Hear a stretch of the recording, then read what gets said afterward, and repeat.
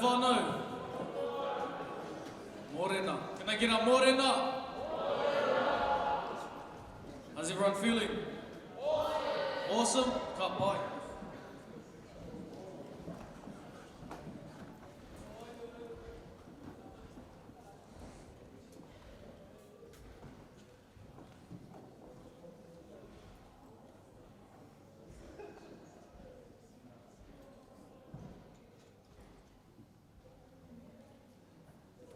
Ka pai.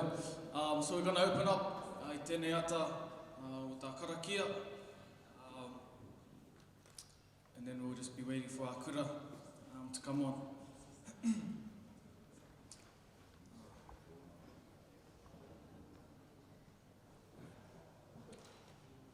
Ready? Ka pai. Wāhia te awa, putai tua, putai waho ko te pake a kau te rākau o Māori kua Māori rake o Māori te moro whenua. I ruka tāne raro tāne pukupaku tāne rakaihi tāne no hagano te ariki. Ho tuau e tāne kiuta, a kōkō ia I tū, e arai. Morena tātou, kei te pia koutou. It's fine? Kei te pia koutou ngā kai whakawā, kei te oho koutou. Ko te mea nui I tā mātou ki konei tēnei rā.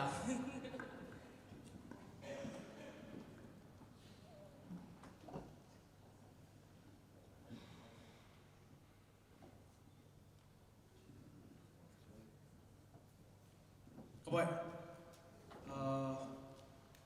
Ko te kura e hārea ke nei, ko te kura o Kevna College.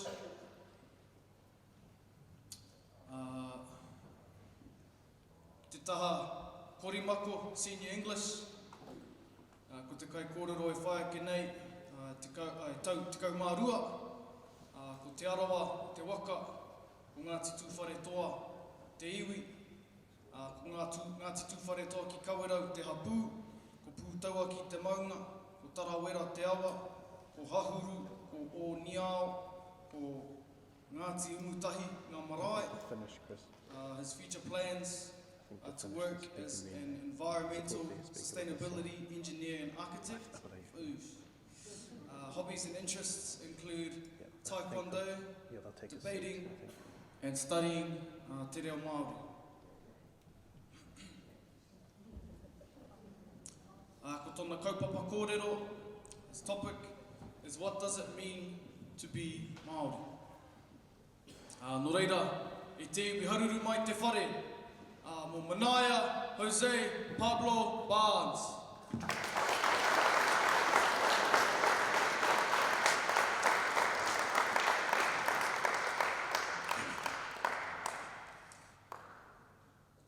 E Ngā manu te ori o te ao, tēnā koto.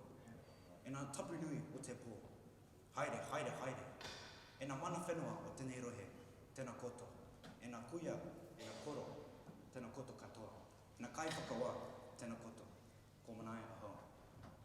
3 to 4 months ago, when I began this whole Manu Kōrero journey, I had a bit of trouble in the beginning, honing in on a single kaupapa. But I knew I wanted it to be important and smart and intelligent. And so I studied a couple manuscripts on things like Māori mental health and redefining our view of Tino Rangatira. And although they were okay, and they were good, they were empty. Behind the words and the sentences, there was no rangawairua, no inspiration, no mana. It was at this point I realized that what I really wanted to talk about, what I kept drifting back to, was a much larger kaupapa, which probably can't be fit into an 8-minute speech. That is a kaupapa of Māori identity and self, and the question, what does it mean to be Māori? Now, as you may be able to tell from my accent, I don't sound stereotypically Māori, and I'll shortly tell you why. In the year 2005, on the north shore of the city of Auckland, I was born in a place called Takapuna. My parents decided that they wanted me to learn about my ahurea, about my reo, and in extension, Ngā tika ngā Māori itself. So I went to Kohanga-reo, and there I did your average Kohanga-reo stuff, your I, E, O, U's, your 1 to 10s, your colors, your O Marapati, so on and so forth. But there was a bit of trouble, because in 2008, there was a little thing called the global financial crisis. And in order to find a home, like the great Toroa of Ōtepoti, we had to fly fly halfway across the world to find a new kind, a new whare. And we landed in a city called Dubai, in a country called the United Arab Emirates. Now you might be surprised, but there's actually not that many Māori out in Dubai. And so I was essentially in cultural isolation. And so even though I might have met another Māori person here or a koro there, a lot of the things that we take for granted here in Aotearoa, the passive kia oras and tēnā koes, just weren't present. And a lot of the education I should have had probably in Ngā Tikanga Māori, I didn't get. This isn't to say I wasn't blessed, however, because I was.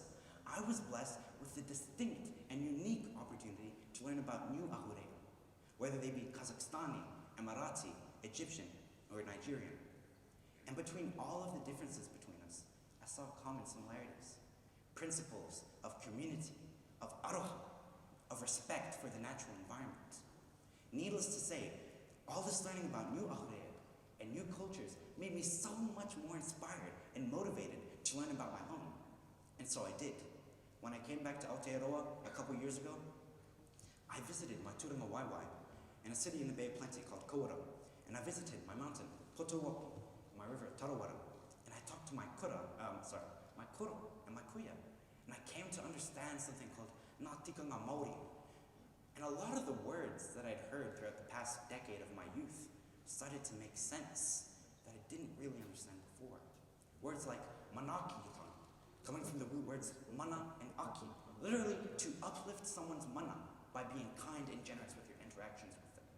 Whanongatanga, the principle of the creation and fostering of communities with aroha, whether it be with blood relations or with just friends and other community. Of kaitiakitanga of whenua, the principle of respect and protection of our lands and our waters, of our whenua and our awa, for future rangatahi, away from environmental degradation and exploitation. And lastly, but definitely not least, tino rangatiratanga, the principle of chiefliness, of self-worth. I had run into a little bit of a problem. When I came back to New Zealand and I told people they were Māori, I didn't meet the expectations that they had of me. I want you to take a second and think, what are some of the stereotypes that society applies to Māori? Are we expected to dress a certain way, act a certain way, speak a certain way, believe certain things? In all honesty, yes. And for rangatahi, and for old people as well, who may not fit into those little boxes that society has designated for us, it can be a struggle. And so I want to sum up my speech. We Māori are more than just any superficial clothing, or any accent we may speak with, or any stereotype we may have placed on us. We Māori are the mana and the Ngā Tikanga Māori that we carry with us every single day when we interact with the world. There's kind of a box that is being designated for Māori. Inside that box, you have integral parts of our culture. Things like waka ama, speaking te reo, kapahaka. These are the foundations of our ahurea, of our mana. But they should not be only our mana. I say, let us not be defined by society's expectations of how we express our mana. When you ace that physics test, you're showing your mana and your mauritanga. When you act as a good friend, you're showing your mana and your mauritanga. When you get into the university, you're showing your mana and your mauritanga. When you walk down the streets, you're showing your mana and your mauritanga. Because there is no one way to be Māori. There is no one place to be Māori. Being Māori is carrying your mana and your Ngā Tikanga Māori with you in every single interaction you have in the world. That is what it means to be Māori. That's my message. To rangatahi who are just discovering their whakapapa, and to rangatahi who know their whakapapa truly and deeply, you're Māori. To sum up, I'd like to share whakatauki with you. This whakatauki is very sentimental to me because it's one that I knew word for word and by heart, even halfway across the world in cultural isolation in Dubai, not knowing a single other Māori than me and my whānau. And you've probably heard it thousands of times. It goes like this, and I'll make a slight alteration in English. He aha te manu o te ao. Maku e ki atu. He tangata, he tangata, he tangata. In English, what is the most important thing in the world? It is not any superficial material way of dressing or speaking. It It is who you are inside and how you treat the people. The people. The people. E te iwi no raira, tēnā koutou, tēnā koutou, tēnā koutou katoa. Kia ora. Thank you for listening.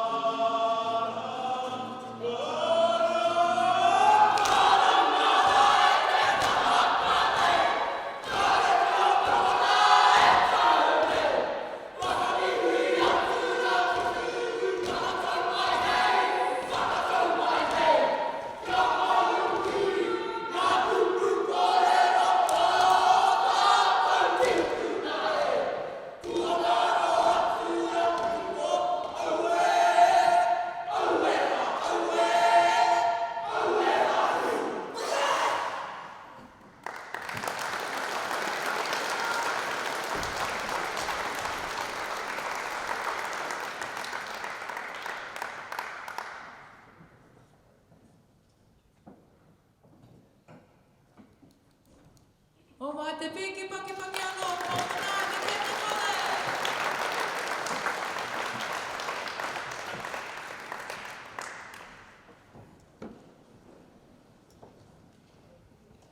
Well, morena, tō rau mai ka sapota tihe. Oh, kei te mo tonu koutou. Anō, can I get a tihe? I think you can go louder than that. Can I get a tihe?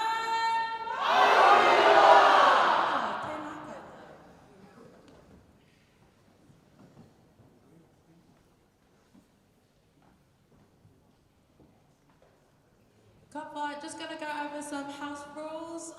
In case of an emergency, there are 6 fire exit doors around you. Please exit carefully and not in a rush, don't push. If you want to know where the wharepakus are, if you go out these 2 doors, there should be, one side should be the tani, one side should be the wahine.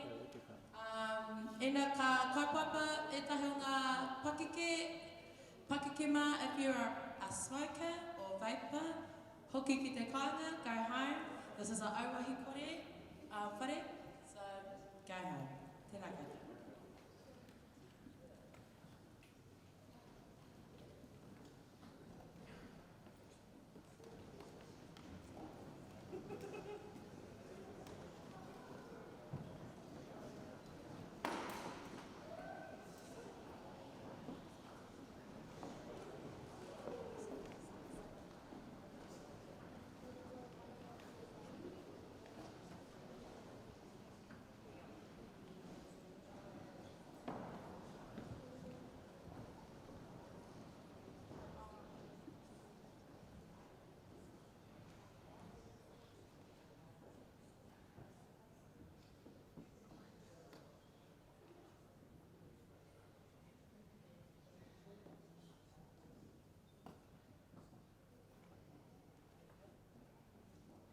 Ka pai, nā reira, ko te kai kōrero e whai ake nei.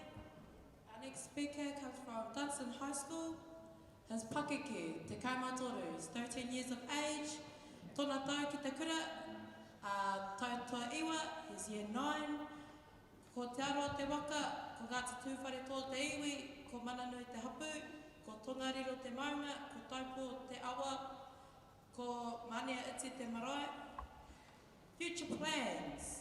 To be successful in life and maybe financially. I actually like that. Hobbies and interests, sports and biking. Ko tōna kaupapa o te rangi nei, his topic for today will be, let me be the rangatahi today, I will be the rangatira apoko tomorrow.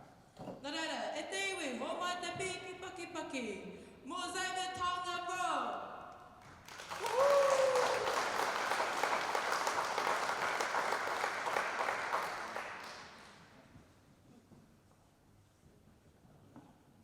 Tēnā koutou. Ko Ngāti tūwhare tō te iwi, ko Rob tōku ngā whānau, ko Xavier tōku ngā. Let me be the rangatahi today, and I'll be the rangatira tomorrow. Tēnā koutou. I'm here to talk to you today about why what I've just said makes complete sense to me. Let me be the rangatahi today, and I'll be the rangatira tomorrow. Now, let's say, theoretically, that as your rangatahi, and you start a new job, earn a bit of pocket money, or you start a group like kapahaka or choir, or you join a sports team, you start climbing a hill. But not just any hill. This hill gets slippery, but at the moment, it's not. You can climb this hill as high as you want, stop anywhere, the closer to the top you are, the closer to being rangatira. Now, the hard thing is, if anyone pressures you or pushes you too fast up this hill, then it starts to get slippery and it makes it hard for you to be able to climb up. After time, it just gets too hard for you to climb up and you start slipping down and start to dislike it. And this is the hard thing, knowing where the rangatahi line is. Ranga, your layers, like your whakapapa. Tahi, 1, first generation, just emerged from whenua, like a bird that hops along the ground, that can't fly. Tira, groups. This is an English translation of a rangatahi, younger generation, student, versus rangatira, leader, chief. Rangatira roles could include managing a business, leading a committee, coaching a sports team, or even being captain of a sports team. One thing makes it really hard to comprehend is being put into something too fast. You've really got to slow down and help rangatahi because we are students and we learn a lot and have to remember a lot.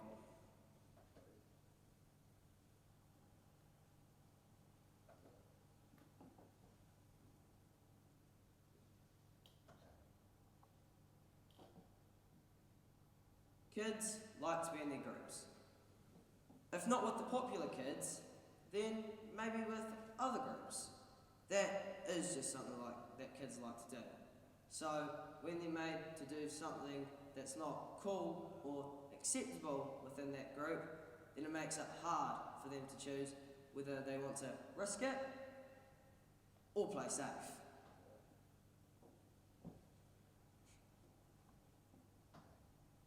If one kid is targeted to do something on their own, then you're probably not going to get anywhere. But if it's a group that enjoys what they're doing and building up the ranks together, enjoying it, having fun, then you're most likely going to get a lot higher. And it's not going to be so hard for that one kid that just excels to take that one more step to that rangatiera position.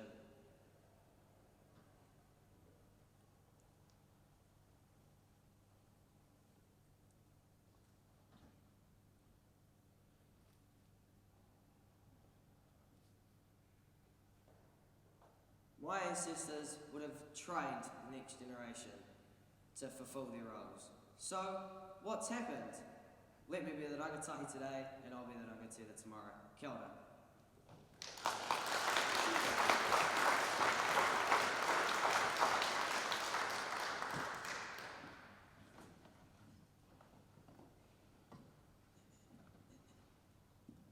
Ka wai, hau mea ora te tei pakipaki mō te rā kōrero.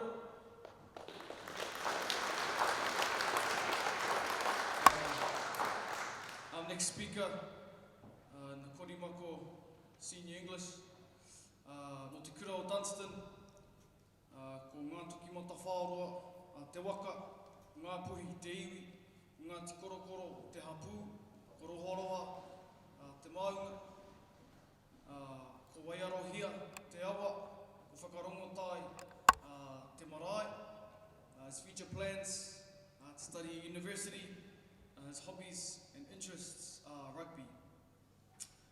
His topic for today is my journey. Nō reira, ai te iwi, haruru mai te whare, o Taylor, mana Roscoe Bell.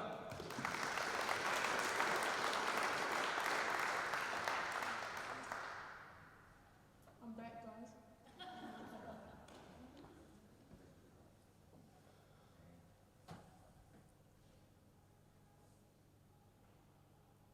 Tēnā koutou katoa, and tēnā koutou nā kai whakawā. Ko ngā pui te iwi, ko Taylor mana, tōku ingoa. I'm here to speak to you about my journey. Growing up in Australia, knowing I was Māori, and how I struggled to learn anything about my reo or culture. Then how I moved to beautiful Aotearoa, and everything changed. I saw a path to learn as much about my culture as I could, and I took it. Growing up in Australia was great, but I never really got to learn anything about my culture. Why didn't you get to learn anything about your culture, you might be thinking?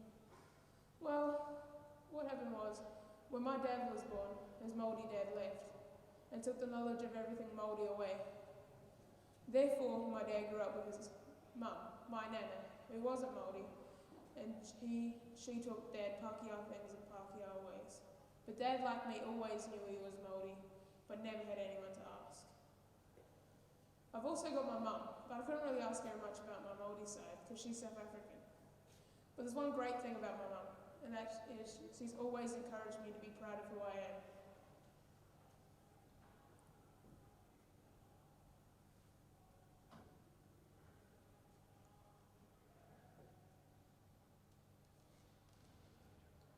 In 2019, I moved to beautiful Aotearoa, and I was sick of knowing nothing. So I went and learned as much about my culture as I could. And the first thing I did was learning te reo at my school. It wasn't that fun at the start because I had no idea what I was doing. I was sort of jealous of some other students that had been learning te reo from a young age, but my knowledge was blank. But what I decided to do was to push through the obstacles in my path. And it took a long time, but all I did was keep pushing and pushing. The next thing I knew, I was getting better grades than others and first in my Māori classes.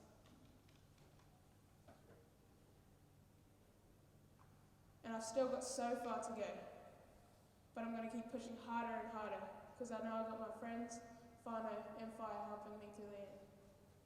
And talking about whaia, I just wanted to say a big thank you to whaia. She's given me so many opportunities, like speaking to you here today. Kia ora whaia, love you. One of the hardest things to do was learning my mihi. And I asked my dad, but obviously he knew nothing. So he told me to ask my granddad, who's not my dad's real dad, but his stepdad. So I did. And when I asked him, he was so surprised. He hadn't used his Māori in years, because he lives in Australia, but we were in luck. He got me in contact with his sister, who I'd never met before. And when she found out I wanted to learn my mihi, she got to me right away. It's so great and awesome how helpful she was, and she never met me before. And now because of her help, I learned my mihi off by heart, and I'm now teaching my whānau so we can all be proud and we can all say it together.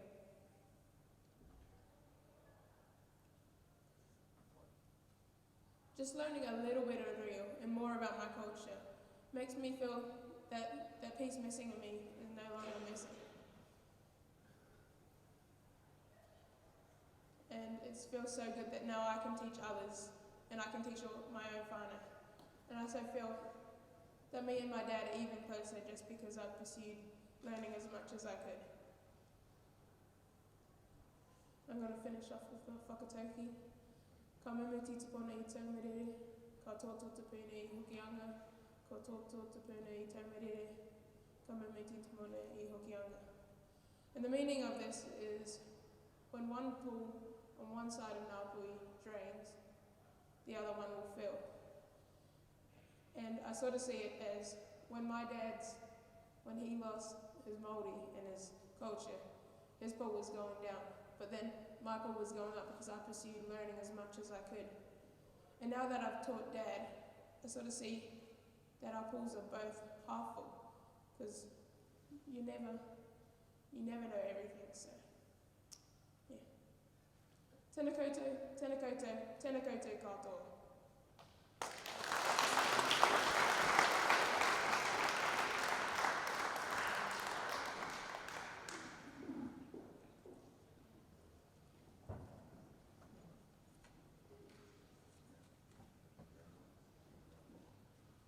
Ho mai te piki paki anō e te whānau.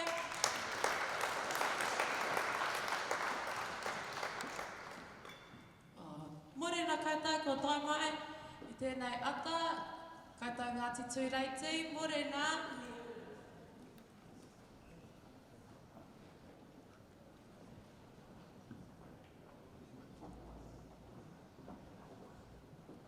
Ka pai kroki whānau, find your seats.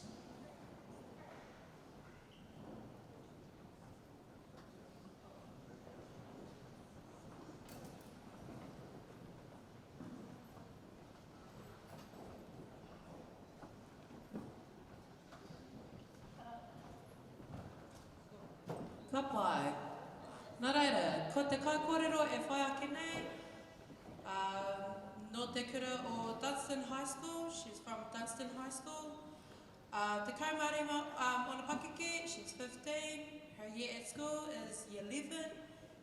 Ko taki timu tōna waka, ko ngai tahu me Ngāti Kahungunu ona iwi, ko Ngāti Rākai Pāka tōna hapu, ko whakapūnaki tōna maunga, ko taiari, ko nuhaka ona awa, ko tāne nui ārangi tōna marae. Future plans to be a vet. Hobbies and interests include sport, art, kabaka and farming. Ko te kaupapa, ko tōna kaupapa o te rangi nei, her topic for today is ko te whiako, te kaiako matua o taku ao. Nō reira, e te iwi, ho mai te piki paki, mō pane kere!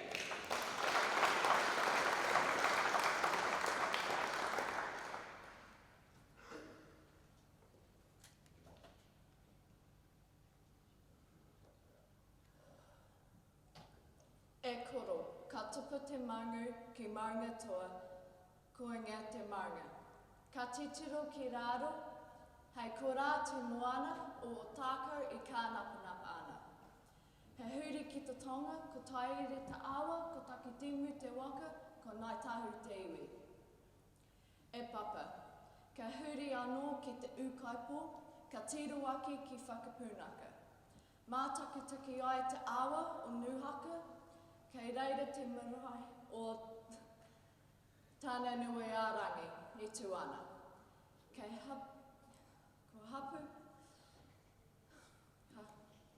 Ko hapu o rākai pāko, ko Ngāti Kānunu te iwi.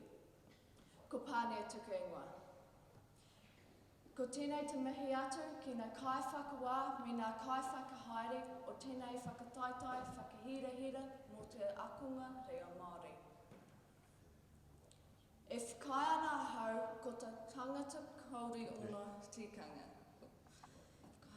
Ko te whiako te kāko mātua o toko au. Engari, ko te whiako hoki te tino kāko o tuakere. Ara, huai te tangata me aha hoki tōna tekanga. Me ke hoki, he whiako āropu e roto e te reo Māori me te tangata whakapapa Māori. Nā taonga e tuku iho. Ki taku uta puea reiwi, ko te tangata kauri o ngā tikanga, he reti ki te rāka kauri o ngā Pākehā. Ka puhia e te hau, ka hinga nō, ka māroki, ka pupu, ka hanehane. Iai kei tēnā whakatauaki ki te kore koe e mōhio ki tō tikanga. Ka hinga ki ngā hau katoa. Ka tuku aki I roto e a hau ko tēnei pātai. Me pihia tātou e mōhio ki tō tātou tikanga. Ko taku nei whakapai ki te kore koe e mōhio ko ai koe. Kauri hoki e mōhio he aha tō tikanga, me pihia hoki o tikanga. Māku I ginei, no tōku mōhio ki tō tikanga o tōku whānau, ka mārama hoki ko aihau. Nō reira, ko te whiako e roto e tōku whānau, tōku tino kaiako. Hei tauira, kei te hui mātou ki tō mātou marae, hei hapai e tētahi kaupapa ka maraki ka tautoko hoki, mātou ia mātou.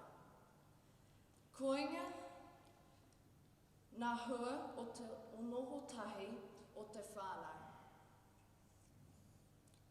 E tauā wā tonu kua kitia e au ko era tino mea, ki mai ana, he whānau Māori mātou, he kōtero Māori ahau. Iaha aua tino mea, ki au nei, ko etahi mea nui, ko te kāranga me te karakia, ko etahi atu, ko te mahitahi. Mā te kāranga, ka whiria māua me ngā manuhiri. Mā tā mātou kāranga, ka whakamohio hea anotea ko wai mātou. E te mea, kei tēnā whānau, kei tēnā whānau, kei tēnā whānau tono ake momo kāranga. Oi koikoi te toi, e kite te kaka, e kuku te keruru. Ka kitia e te kāranga, ka mau tōnu mātou, ki tō mātou ake tuakere. O te rā I kuri rāua I ngāro ira mea, o tuhu ana ko mātou tōnu tēnei, ko rātou tōnu rātou. Ka karakia mua I te kai. Ka hapai ringa I te hātoa, tamariki mai, pākiki mai, ki te manaki I te whānau.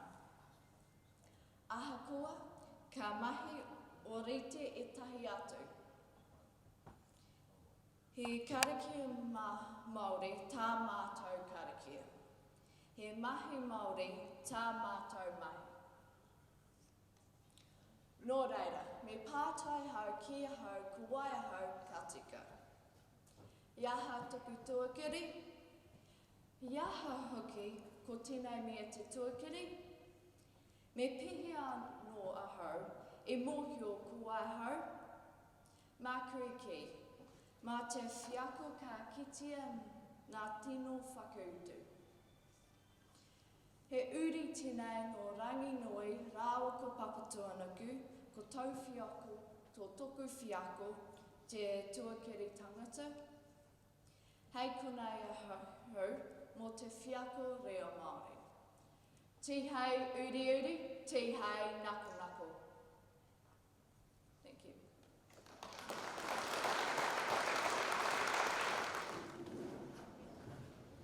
Ka pai. We're all feeling awake now, are we? Hi, no, I am. Kei te pihia koutou ngā kaipakawa, kei te oho koutou. Coffee's kicking in. Ka pai. So our next kura, Kings and Queens High School. Ko te kai kōrero, ai hare ake nei, mai te kura o Kingi. Ko ruao, ngā toki mata whārua, kura haupō, ono aka. Ko kaitahu, ngā puhi, mai takoto, te atiawa, ngā iwi. Ko kai te roehiki hiki, kai te pahi, ka hapu. Ko te atua taiahu, o taranaki. Ko te rangi a niwa niwa ngā maunga. Ko Ōtākou, ko Waitara, ko Waimā ngā awa, ko Ōtākou, ko Taumutu, ko Mahimaru, ko Tāhekeroa, ngā marae. His future plans to play in the NBA and work at KFC. What a true.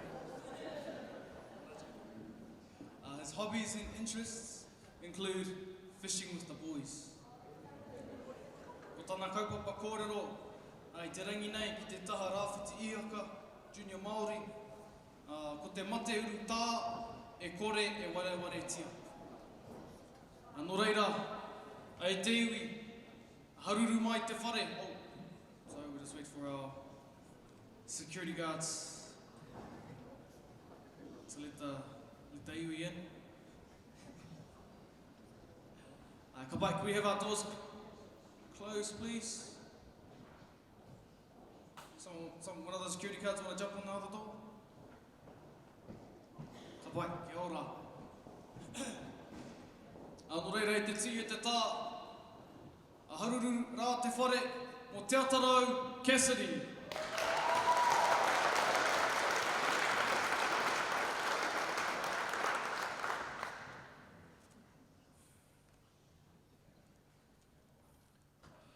O taho tura o te ānewa o te raki e tūnei. He tipua he tani whātotohu, tō mā kutu e ki te mai nei e koe, o mai ki ta kūre, nā te tapu ihi, nā te tapu mana, takotoki raro ki tōkau hau ariki haumi e, hui e, tāiki e. O titi rokau nei ki wa, o ki te rai o pūre, hūre hura. O rape a koe, keiruga i te kāretai moana. E tōra awa nui e topa ana, o mamai koe kiko nei ki te tihi o waiari heia. Ai ki ai he wehi to te takata whainoa. Ia ha ha, o tihei mauri o. Kei aku nui, kei aku rahi, kei aku whakatamarahi ki te raki, kei aku whakatamaramara ki te whenua. Nei te reo, o kai te rua hiki hiki, o kai te pahi, e mihi ana. E ka kai whakawā, koutou, te whakakanapu o te whatu. Hu, tēnei, tētahi o kauri o takaroa e. Te ngaru, e hara i te mea tū tēnei miri pōro ana, e kari, ina he āwhina kei tērā mahi, ngā kāre au mo te whakanau. O ka huri atu ki a rātou mā kei tua o Paerau, ara rātou ko karo atu ki te pō. Tēnā e paua mai rā. Ara hoki ko tā mātou tamā te haupura reo, e tama, e moi tō moi karo. Kia haere hautau ki Hawaii ki nui, Hawaii ki roa, Hawaii ki pāmāmā. E apiti ono tātai hono, rātou te hukamate ki a rātou. E apiti ono tātai hono tātou, te huka ora ki a tātou. A tēnā ki a tātou te huka ora. Te uru pā o rātou mā. Tēnā rā tātou katoa. Te mate uruta e kore ware tia. E te whare. Ko ware tia kētia. Ko ware ia... Oh. E hia kēnei ka uruta, ko patua te Māori. Te mate kura puta puta, te kōwheori te kaumaiwa, te uru tā pāniora tonu, ko te karawaka, ko te rewharewa, ko te mate kohi. E nei uru tā katoa, he uru tā patu i te Māori. Ia tū Hawaii ki o Ōtākou i te tau, 1844 e kōrero ana ia, ki ka Pākehā i te hia hoko whenua. Ko tāna, ko tēnei kē tētahi o tātou kaikanuirawa, tau kē ana te noho. Kāore i mataku i te pakuaha, e kari, tērā tētahi tau, nō kue tamaiti ana, tae mai ai he kaipuke, no poihakena, mauria hoki mai te karawaka ki waikai a māta. Ko te wā o te makariri tērā. Tāria he marama, mā ui hāre ana, mate hāre ana te nui ka o te pā. Ko ware tia hoki te ai tātou, te ahua parakore o ka rea ka mua. No reira, e te whānau, nau mai ki te ao o te tau. Tahi mana i warau te kau mā waru, ki te ao o te urutā. Ki tēnei ao, ka ki te apea e tahi tikaka kei te whakamahia tonutia. I puta, a tā māu i pōmare ki ka tō pito katoa o te motu, ki te kōrero ki ka iwi katoa. E ai ki ka tuhi ka o taua wā, he wāhi whakatipu mate ka pā o te Māori. Ko tā Māui mā, nā te pā ka kinotia o te urutā ki ka kaikahuhua o te Māori o taua wā i te āta whakaroko atu. E kari, i te noho tonu o rātau ani pānoto rātau ao Māori. Ki hai, i whakaaitia te wai no te tuanui o te whare, hei wai inu mō rātau. Nā te hākai o ka kōrero haumaru, ki te tapu me te mana o tō rātau ao. Ka puta ai, he tika ka anō, kia ora ia kai Māori. I konei, ka kitea te putaka mai o te ipu wai ki te taki au e hei mea whakanō. E kari, he ahua rereke ka ipu wai o taua wā, i nei o tēnei wā. Nā te mea he hopi kei te taha, kia horoia tikahia te takata o na rikarika. Haere ki tētahi taki au e o nāi, ka kitea he ipu, he oko rā nei, paru katoa te wai. Kāre tētahi panoni i te roaka o te taki au e, kua waihonoa kia paru kei. Ko etahi o mātou e whakaaro ana, ina kāre au i whakamahi aku rikarika, he hake te take o te horoi, whai Murihiku mimi. E hara i te mea ko tātou katoa tēnā, he kari. Ei te mohe au tamamā. Tūkeke ana tātou ki te purari horoi rikarika, whai muri i te haere ki te wharepaku, hauka i te putakātu o te wharemate. I te wā o te urutā pāniora, e waru whakarea ka te nui ake o te mate o te Māori i te urutā, tēnā i te mate ka o te Pākehā. Ki e tahi wahaka o te whenua nei, kāore i whakaitia kia taki au e hiaka whānau o rātau mate, ka wai māria pēa ina whairua mo taua tūpāpaku ake. Ka nehu ake rā nei ki te rua, takoto ana te mahi a te tūpāpaku. Pēnei, i taku tipuna kuia ki tō mātou urupā, ki o tātara, ki tau mata paru. Kei te pehea kei te mate urutā o nāi, me ka kōrero o e rā poro hea hea. He rupahu te kōro nai aku mai, hai ngā koe he kakupu o te kawana. Stalin hitara rita ki a Jacinda me whai te iwi a Trump. Ka whakararu rā te ara i te taka rori koutou katoa. Whakaroko moira ki ka kōrero kua hora i ruka i a pukamata. He kupu whakatūpato kaua e whakaroko ki ka ankara o pukamata. Horoia o rika, araia ka tamariki mai ka ankara o 5G. Ko tā rātau, he whrunoi ho tēnei, e hara i te mea mō rea. Nā wīre mu kēti kē tēnei mate, i mahi ki ka pau 5G. Nāna hoki, he pūhana ki pitauka, i uru atu ki ka roko ārai mate, kia whai a tātou i ka wā katoa. He katoa ana e nei kōrero. E nei kōrero he mea haka, mai te arero toko rera o te atua kahu. He hipi katoa koutou, ka whakapāre tia e te kāwana, me tō rātou whakaaro, kaore ana mātou i te mōhio ki tēnei. Te hea o etahi. Me nā he hoariri te urutā ko tātou pā, ka noho, hei pā more, hei pā tūtei kore.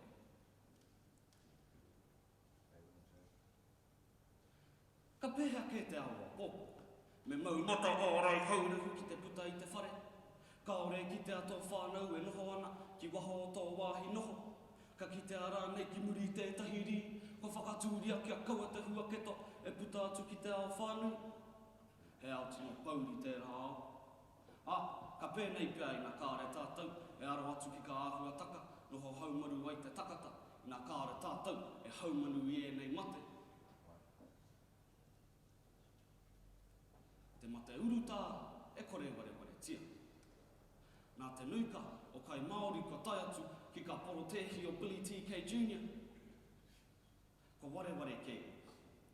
Ko ware i a rātou, ka kōrero no tātou tīpuna. Ko ware hoki i a rātou, te tini tūpāpaku e takototahi ana ki ka rua mā tini o ka urupā, puta no e te motu. Kia kaua anō ai tātou e roko, i te para hea, i rā kona ai, e tū Hawaiku, i rā kona hoki tia ai, e ka kaiku huhua o te Māori i te wā o te uruta pāniora. Ki te tū anō, he noho ka taratahitaka, kia haumaru ai te nono, me noho te nono ki te kaika, me horoi hoki, tau anō. Tēnā koutou, tēnā koutou, tēnā koutou katoa.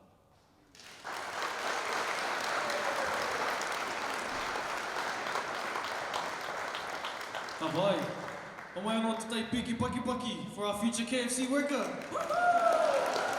Here the KFC, whakataeta. Nō reira, e te iwi. Ko te kai kōrero e whai ake nei, our next speaker, coming from King's High School. Te kai mawhitu o na Pakeke, 17 years old. Koinei tōna tai whakamutunga ki te kura. This is his last year at school, so he's year 13. Nō reira, ko te aro te waka, ko ngā te whakau e te iwi, ko ngā te ngārara nui te hapu, ko typo. Ngungo taha, Quickly, whānau, find your seats. ko waiteti te awa, ko waiteti te marae. Future plans to be an entrepreneur. Hobbies and interests include kapahaka, rugby, teaching, and the Warriors. Up the Warriors, e te whānau. Ko tōna kaupapa i te rangi nei, his topic for today is COVID-19 response. We got it right, or did we? Ka pai. Nō reira, homa te pēki paki, mō manoa sing!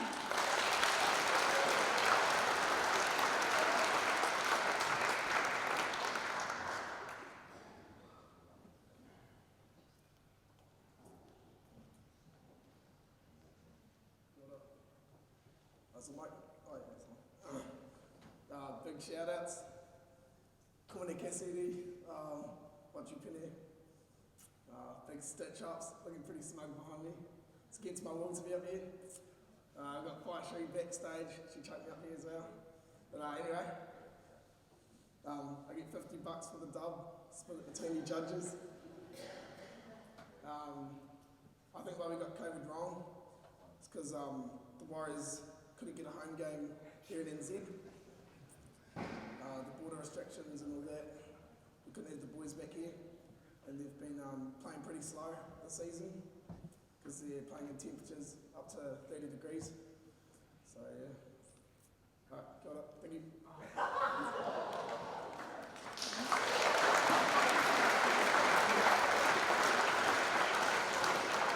Homa te pēki paki anō mō manawa, pai te pahinga. Apai manawa.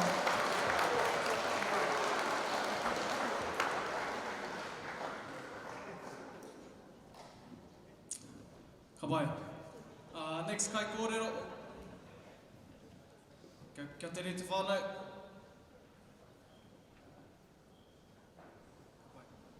Next kai kōrero from the kura of Queen's High School. Te taha Sir Turi Kara, Junior English. Ko taki timu te waka, ko kai tahu kāti māmoai, te atiawa, ngā iwi, ko kai te rua hiki, te hapū, ko puke kura, te maunga, ko Ōtākou te awa, ko Ōtākou, ko puke te raki ngā marae. Future plans to become a pediatric nurse. Hobbies and interests include singing, dancing, riding kapahaka, and playing the ukulele. Ko tana kaupapa kōrero, her topic for today is family is like music. Some high notes, some low, but always a beautiful song. Nō reira, e te iwi, o mai te pī ki paki paki, mō rīpeka pōtiki.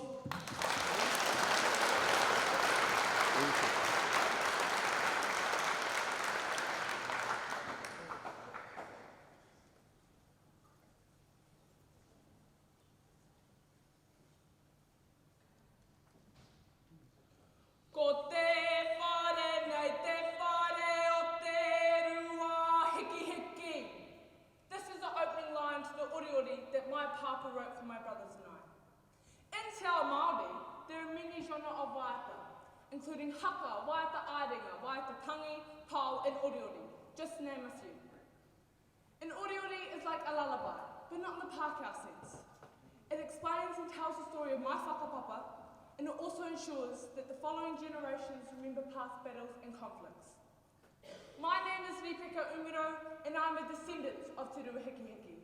There are 12 generations to me. Hei whare kura moho wetama. Sons, let this be a house of learning for you. I am the oldest of two brothers, Timothy Hudi Whenua and Tuki Tāraki. We are all named after our tipuna. I was born in Christchurch to Tau Pōtiki and Megan Allison. At the time, my papa was the first kaitahu CEO of Ngāi Tahu, and my mum decided to be a full-time mama. Ki te teko teko I whakaturia ae, tauka ko puke kura ae, to the carved figurehead erected by Tauke at Pukekura. We eventually moved back to our kaika, Ōtākou. In 2007 and 2010, my brothers were born.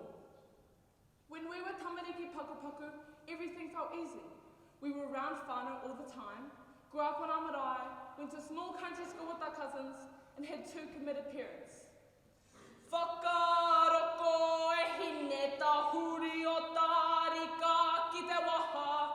Listen, my daughter, listen to the stories. In November 2014, my papa got sick. Over the next 2 years, he was in and out of hospital.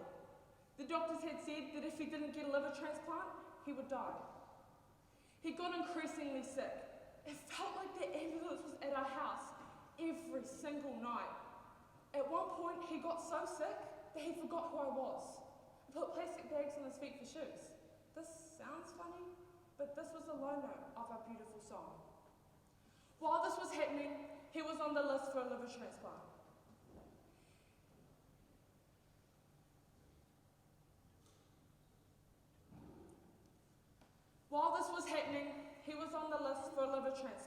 He went up to Auckland Hospital a lot. But while he was in Auckland, we were home, surrounded by whānau and friends. The love and support from everyone really kept us going. In 2017, he finally got the liver transplant. But not long before this, the doctors had said that he only had 3 weeks to live. After his liver transplant, life felt normal again. He could come to our dance and sports competitions, teach us how to throw a shot put, cook an awesome meal, and so much more. Ko ka tipuna e pōpōana. These ancestors and their deeds give us strength. But on the 27th of August 2019, my papa passed away. In a blink of an eye, my world changed. It felt like everything just stopped. I know that most of the rakatahi in this room have never lost a parent before. And it is so hard to explain the pain and the grief that I live with daily and will for the rest of my life. During this time, I had no clue what was happening. I just felt numb. It was really difficult to go back to daily life. Now, I know that it is hard to know what to say to someone who has lost a loved one, but some of the comments that I have received have made me want to throat punch someone. For example, it's harder to lose a mum. You really need to move on. Do you need anything? Really?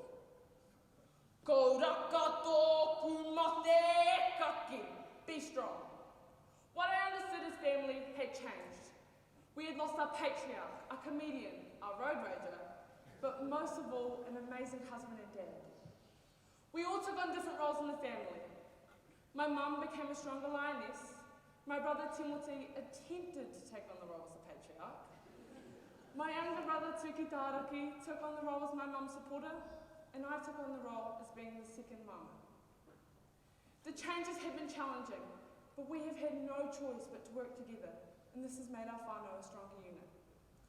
Noho I te whare nei kahua o hawe a te mano rapu ai. The lines of descent are joined. The highs and lows of this water that traverse migrations, marriage, conquest and more, tell my whānau story and my papa's kupu, which gives our whānau strength as we do life without him. Utou mai ki kapu kakaho te whare nei e.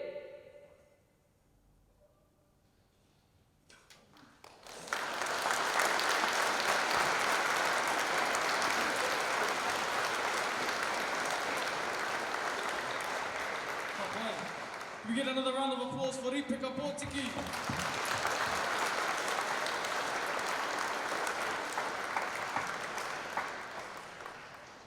Right, so our next kai kōrero is from the kura of Queen's High, ki te taha Korimako Senior English. Kawai, ko ngā toki mata whārua, te waka, ko ngā puhi, te iwi. Her future plans to go on a mission, study at Tohoku University in Japan, and become a social worker. Her hobbies and interests include kapahaka, music, and sport.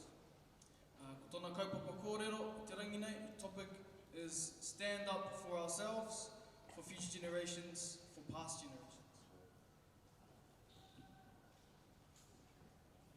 Ka pai, no reira, ai te iwi, haruru mai te whare, mō kai, he piri.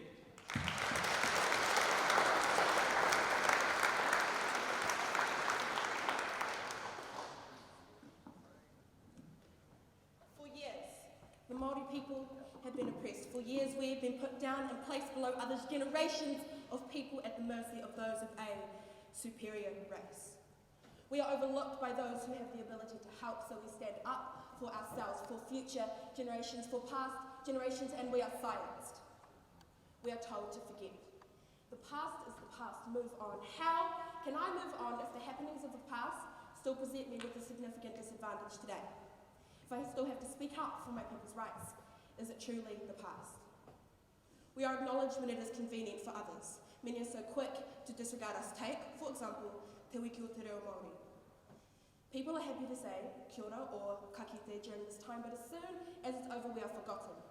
We are no longer convenient for them. People say they love the idea of culture, but only when it is theirs. You love us on a stage, but make a mockery of us in the workplace, in school, in our day-to-day lives. We are told we are an important part of this country, yet we are only acknowledged when we sing or dance. Is this all I am to you?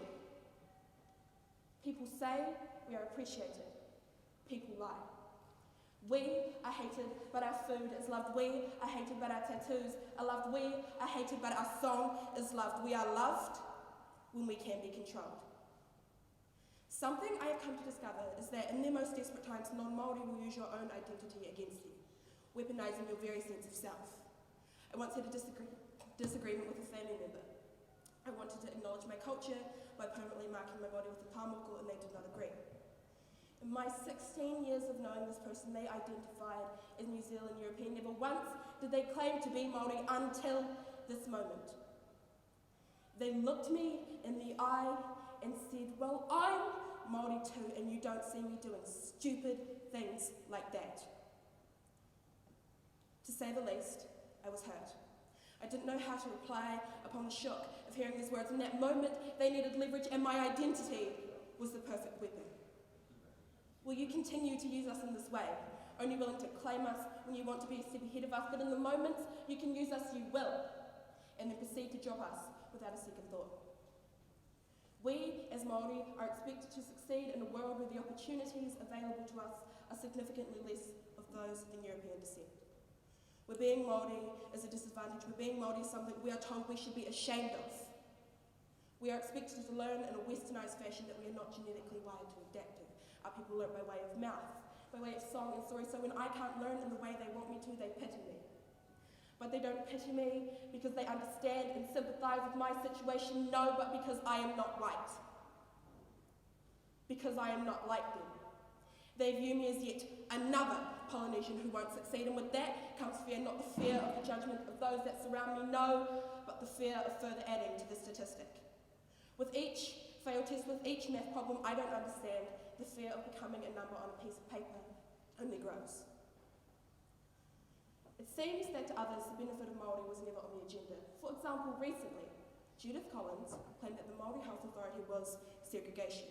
She claimed that it would divide Aotearoa into Māori and everyone else, but as Māori, are we separated from birth? Born enemies in our own land. Being Māori sets us apart from the rest. Do not misunderstand me. We want to be Māori. That is our pride. But it cannot be denied that in the eyes of white New Zealand, we are Māori, not New Zealanders, but Māori. Segregated in small, overlooked ways. So finally, when the segregation is for the benefit of Māori, only then is it a problem. Suddenly, people's eyes are opened. To stand as Māori in a society that looks down on you is to stand in the midst of a storm. Every angle subject to ridicule. But what they don't know will be their downfall. They are unaware of our power, unaware of our strength, of our history, of our capabilities. We are a strong people. Our tupuna did not come here to be forced under the white man, held so mercilessly under their foot, expected to excel within a system that has already decided we aren't capable.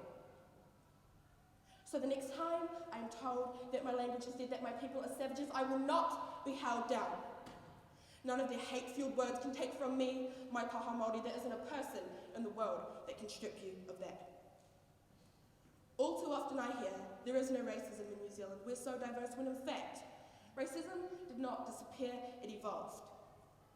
Evolved to become something tolerated, something so unnoticed, something so normalised, that when you're on the receiving end, you aren't sure whether you should speak up or not because you hear it every day, right? Why do I need to learn Māori? Why do they get everything handed to them? Why do they get special treatment? It is assumed that resources such as scholarships are given to us by non-Māori. The idea that Māori actually have money to support one another is so impractical, so outrageous that it couldn't possibly be reasonable. With these assumptions comes the feeling of inferiority. I know this feeling. I can recall times I have heard people I thought were friends go on and on about how people like me are lazy, how people like me don't make it past high school, how people like me, like us, are born destined to fail. And I let them. I sat there and listened as they tore me down, my heart breaking silently. What could I do? A singular voice of plea battling against a chorus of animosity seemed pointless. But it is the times I allowed my voice to be drowned out by those against me that I regret the most. As a minority, we Māori are told to speak up and voice our opinions, yet some are only willing to listen to hear when it's something they want to hear. We ask for help and we are accused of wanting everything for free. When does it end? The cycle of expectation. Many talk a big game about being inclusive and valuing people like us, but when it comes down to it, I will never be enough for them. I will never measure up to the white man and woman, and yet they are unaware of their privilege. They deny our disadvantage because they will never have to go through what we must. They will never have to fight for the right to be respected as a human being. They've never experienced being told they will never make anything of themselves because of who their people are. They were born with an advantage we will never have. I am sick of the pains of my people being ignored. In what world is it acceptable to disregard an entire race of people based on opinions that were put on them by people who have biased opinions to begin with? We are more than just performers, more than just underachievers, more than just people who expect everything to be handed to us. We need to stop acting as if this is a matter of the past. If it was, I would not have to be saying this today. I urge you to take every opportunity to stand up for future generations, for past generations. No longer will we be silent. Stand up for people who are shamed when we do it on our own. If you have time to listen to our waiapa, then you have time to listen to our cries. Thank you.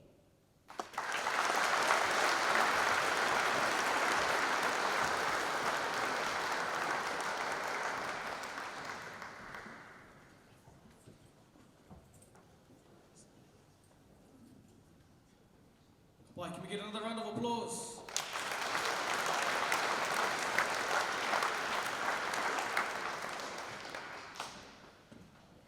Kapa, we're just going to paku karere for James Hargis College. If you can make your way backstage, please. That's James Hargis. Tēnā tātou.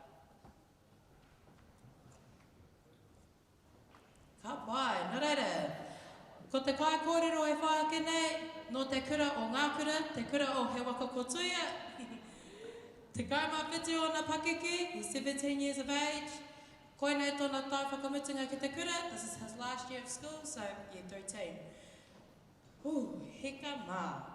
Ko urua, ko ngā tuku mata whaurua, ko Aotea, ko kura haupu ngā waka, ko kaitahu ngā puhi te atiawa me ngai takoto ngā iwi, ko kaiterua hiki hiki, te mā hure hure, puketapu, me te waiki o kapua, ngā hapu, ko te atua o Taehu, Hakatere, Taranaki, me te rangi āniwaniwa ngā maunga, ko Ōtākou, ko Waima, ko Waitara, me ranga unu ngā marae, awa, ko Ōtākou, ko Tāhekeroa, ko Muri Raupatu, ko Mahimuru ngā marae. Future plans. Major in history, minor in politics at the best university in New Zealand, Arakuta University of Ōtākou.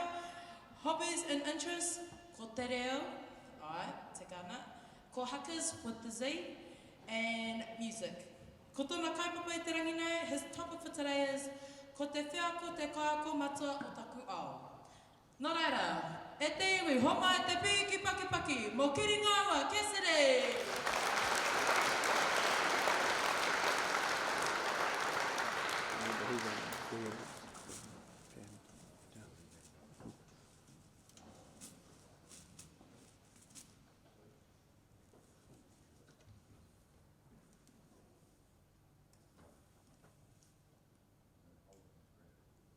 Whakatahātu rā te pō, whakatahātu rā te uri uri nunumi ngā here o te pō, ka ngā weki mai te ao, ka ngā weki mai te mārama. Hihiri te rā, hihiri te kāpura kōriro riro i ngauane te kaua e raro o muriranga whenua. E tāne e karawhio mai rā te toki atahua ki rangi ki ata kirikiri mai te ata hāpara. Pau te ao, pau te mārama, pau te ara whānui a tāne i takea mai te wehe ngā rangi nui e tūnei, o papatua nuku e takoto nei. Uhiwera tau mai te Māori, tau mai te mārama, tau mai te whiako, haumi e, hui e, tāiki e. Hei taku paua, e puna. Kia whakatau ki ake nei au e kā. Heiti te marangai, tūwana te pāhuka huka. Heiti te pioke no rangaunu, he au tōna. Tī te au, tātā te au, māro te au, whakahotu te au ki Hawaii. Ki Hawaii ki hānea, ki Hawaii ki pūmahana, ki Hawaii ki pūwera, ki Hawaii ki mākoha koha e pā, e mō. Te haukurare o e, ko koe rā taiata. Whai ata iahi ki te tāharaharatanga o te rā, he kāpura kōriroriro. Puritia te ringa o tōku paua, māna kōrua e arahi ki te awa o te ake ake. Haere rā, e ngā i ka huirua o te tau Māori, kei aku raukahurangi e mō. Tau wārai ko te pōtitaka ko te ao mārama, kei te whare, tātou te urupā ngā mahara o rātou mā, tātou e pai nei, e tau. E tau mai rā ki oku whenua, e tau mai rā ki tā tātou kaupapa, e whakarawika nei a tātou i tēnei rangi. E tau mai rā ki taku kaupapa kōrero, ko te whea ko te kaiako matua o taku ao. Heoi, e toru aku kaupapa. Ko te whea ko te kaiako matua o taku ao Māori, ko te whea ko te kaiako matua o taku ao Hauā, ko te whea ko te kaiako matua o taku ao, o tō tātou ao, rangatahi. Kia kuke atu ki te ihua te waka, ko te whea ko te kaiako matua Ōtākou ao Māori. Kei te mōhio kē tātou, ki te take, kaore te nuinga o tātou i tēnei whare, i te paku marama ki aku kōrero. Kei te mōhio kē tātou, ki ngā tāero o tū te koropaka, e tāwhi tonu nei a ngai tāne. Kua toru tau ahau, e kōrero ana mo e nei tū a huatanga.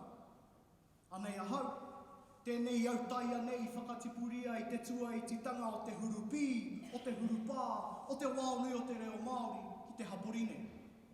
Ki tēnei ngahere ahurea i tahuna e te Pākeha i ngā rautau kua hori a kene.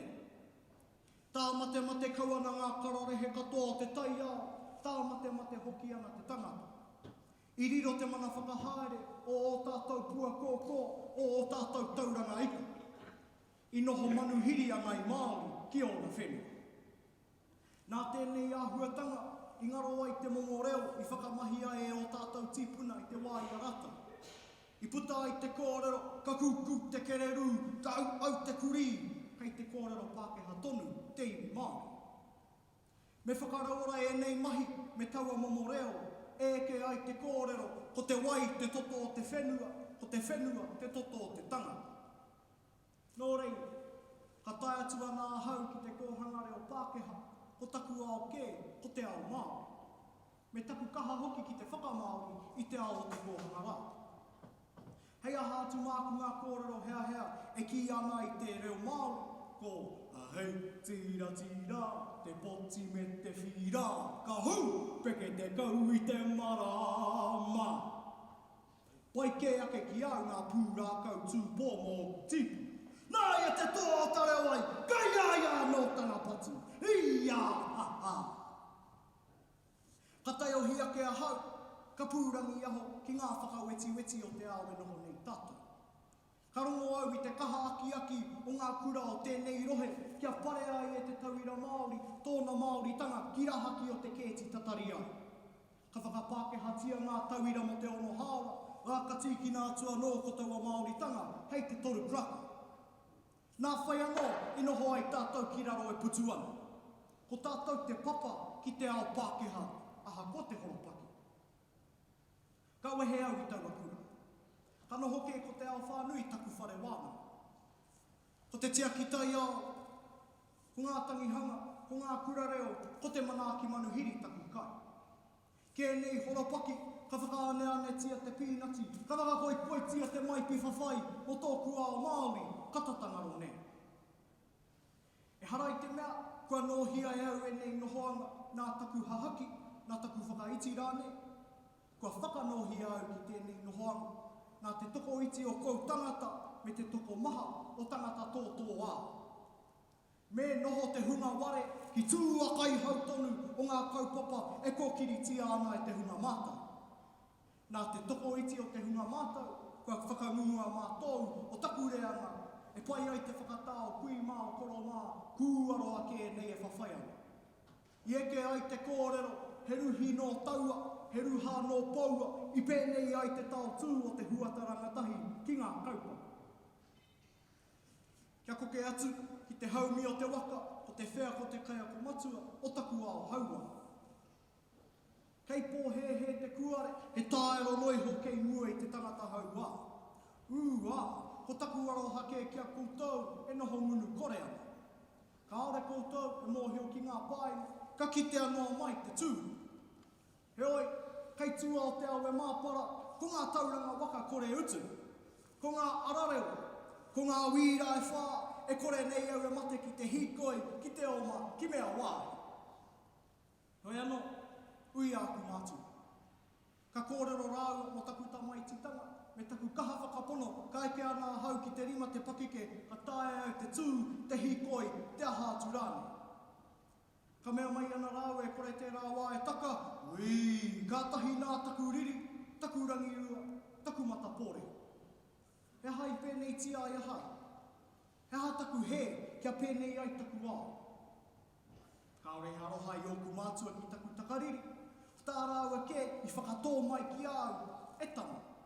Ko ngā mea te tae e koe, hei aha atu mā, tukunu. Kia pai ke ai tō aro nui ki ngā mea e tae ana e koe. Koe nei te awe noho nei koe, e kore e panoni. Kai a koe te tikanga, me nā rānei ka wheke, me nā rānei ka ururoa, tō waia. Nā reira, ko hau te whakatinanatanga o te kōrero e ki ana, e hara i te mea, e whai waiwai rawa te pū kōrero, e kāwaha nui ai ia. Ko te mea nui ke, me whai whakā. Aha koa pea, te tae au, te hīkoi te kōrero, anei ahau kei ngā kaupapa, e pīrori ana i te kōrero, e whakatakoto ana i ngā take, e tīkoro hoki nei aku karu. E tīkoro nei aku karu, ki ngā momo tāngata, ki ngā momo kōrero kaputa i awai ake, hūri no ai te motu. Anō nei e ohorere ana koutou, e tae ana e. He heoroto i taku waro kore ki tēnei āhuatanga, nā runga no i te mōhio, e kore e tae e koutou te whakanoho i ana. Kia kau au e whakaiti i tētahi hoi anō, e kore rawa au e riro ki ngā whakawhiunga mai ki te kōrero, e kore e tae au te whakamahi, taku reo māo, taku arero koi, taku Māori tanga, nā runga noi hoi te ngunu o aku au. Ki te pēnā mai o whakaro, anei taku ui maki hoi, ko wai kē te tangata hau ai taua horopaki. Kia koke atu ki te kei o te waka, o te whea ko te kai o ko matua o taku ao, o tō tātou ao, rangata. E hoa mā, kia tika atu ai ahau ki te kōrero kia tata. Kei ngā mātātahi o tēnei hapori, anei tāku kia kūtou, o tira kia tātou, kei ngā pīkuare. Me whai tātou i te tauira, kua whakatauira hia nei e rātou, e whai māramatanga i tātou, i ngā wheako o te hunga, nā rātou nei tātou i whakatangata. He akoranga nui kei ngā wheako ore ana ke. He pātaka kōrero o tātou pākeke, i te mea kua pā o rātou ihu, mea o rātou ringaringa, ki tēnei mea te wheako. Engari, me whai wheako hoki tonu tātou rangata hima. Kei ki ia tātou, here anga wheako kore. Kia mārama i tātou ki ngā rangitū hāhātanga me ngā ninihitanga o te wheako. Kia mōhio pai ai tātou ki te tika me te he, ki te pono me te rukahu, ki te rā me te māma. Ara e tahi wheako tētae te ako mai reanga ke. Pēnei me te whakarekareka i tō ipu. Kāore rawa koe pīrangi ki te ako i aua wheako i o matua. Me whai ke e koe taua wheako. A koe ia te matū o te kōrero nei. Me whai o ake wheako au ake mahi e mōhio ai koe ki tō ao, ki te ao e wawatahia ana e koe. Kia kaua tātou e noho kuare ki te ao o tēnā o tēnā, ki te pērā, ati no he rawa ngā rā o te ao mā. Ko te wheako te kai ako matua o taku ao kā tika. Engari, kāore he hua o te wheako, ki te kore te tangata e whai māramatanga i roto anō o te wheako. Me mau te iro, me rapu te hina toretanga, me mātau a wheako. Ka noho ko wheako, hei kai arahi, hei kai whakahaere, hei kai ako matua mō a haere ake nei. Kia pōu te ao, kia pōu te mārama, whakairohia ngā wheako ki te whatu manawa, kia tangata whenua ai ki te ngākau.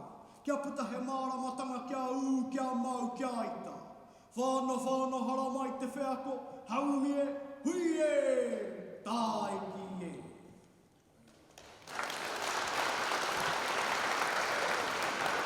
I got another one.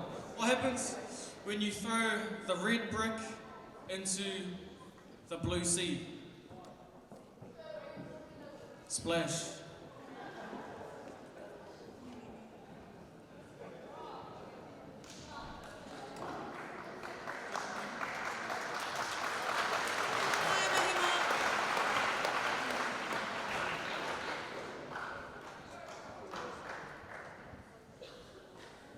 Ka pai.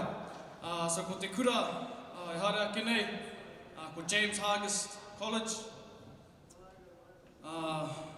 Ko te kai kōrero, e haere nei, ki te taha Korimako, Senior English. Ko taki timu te waka, ko ngai tahu, te iwi, ko ngai tūhaitara, te hapū, ko hoko nui, a te mauka, ko mataora, te awa, ko ue nuku te marae. Future plans, to become a bilingual primary school teacher, ka rawe. Her hobbies and interests include kapohaka, going to the gym and spending time with family and friends. Ko tana kaupapa kōrero mo te rangi nei, the topic is where I feel that I truly belong. Nō reira, e te iwi, aho mai te pī ki paki paki, mo Emma McNaught.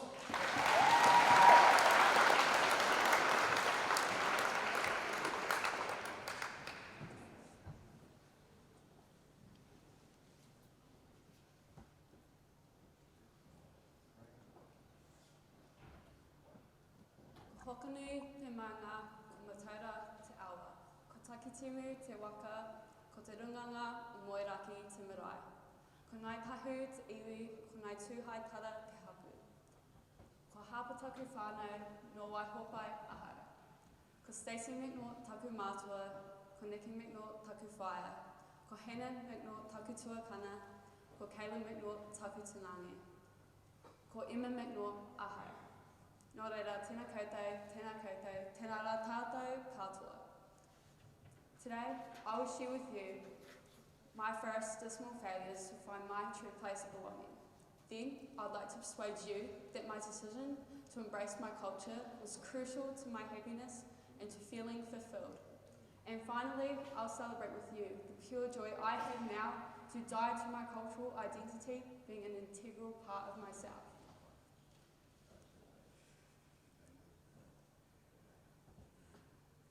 For my entire life, I have been on a long, difficult journey to find where I feel that I truly belong.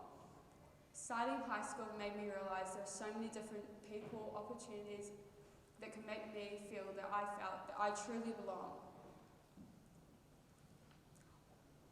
I started to realise that I need to try out as many sports teams, cultural groups and other school activities to find what really fitted for me. But one big thing was, I couldn't ask for help, but it's one of the most normal things people have to do, is to ask for help. That was one of many barriers I had to overcome to get to the point in life where I felt so comfortable and happy with myself, but while still getting through daily things in a far better way.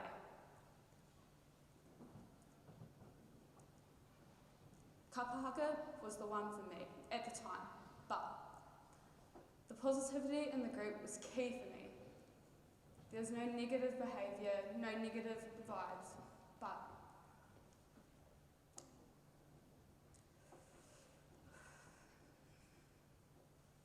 that didn't stop me from wanting to perform on stage with my rōpū. Now,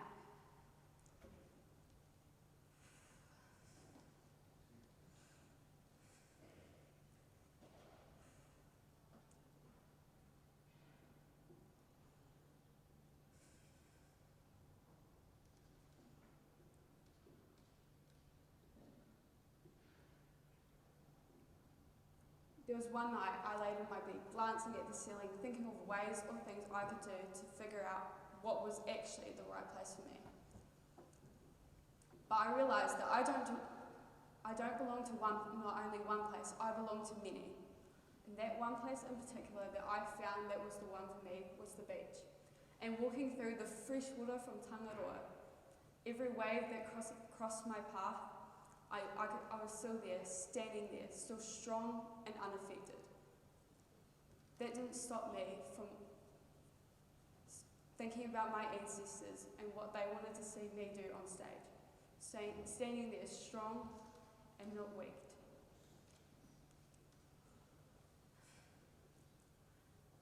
Now that particular beach is Te Puka o Takitimu. Every summer, my family and I try to make it a tradition to go power diving because we know that we're embracing our Māori culture.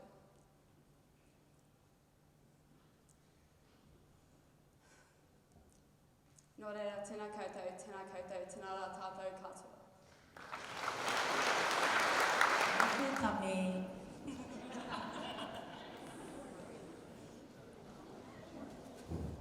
Ka pai. Ko te Ngā Kōrero e whai ake nei, our next speaker comes from Mount Aspiring College. Te kaumawhiti o nā pakeke, 17 years old. Koinei tōna tauwhakamutunga ki te kura. He is year 13. Tēnā tatai te whānau, piri mai, whaina tūru, whaina seat. Copy that. Ko māmaru te waka, ko ngā te kahu te iwi, ko te whānau moana te hapu, ko pūwheke te maunga, ko waimango te awa, ko haiti tai marangai te marae. Future plans. To attend the Fishes University in New Zealand, ara ko te whare wānanga o Ōtākou. Hobbies and interests, ko te hākina me te ao Māori. Tēnā tātou, whakapiri mai, whaina tūru. Ka pai, doors closed now. Ka pai. Ko tōna kaupapa, kōrero i te rangi nei, his topic for today is me mātua ako te reo Māori ki ngā kura katoa.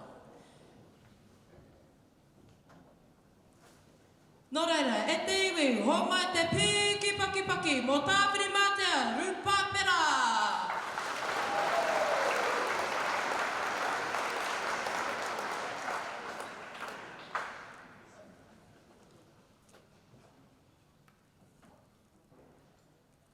Piki mai taku manu, ka ke mai taku manu, te taho te wai nui, te taho te wai roa, ka tū te ripi ki tai, ka whakakiki, ka whakakaka.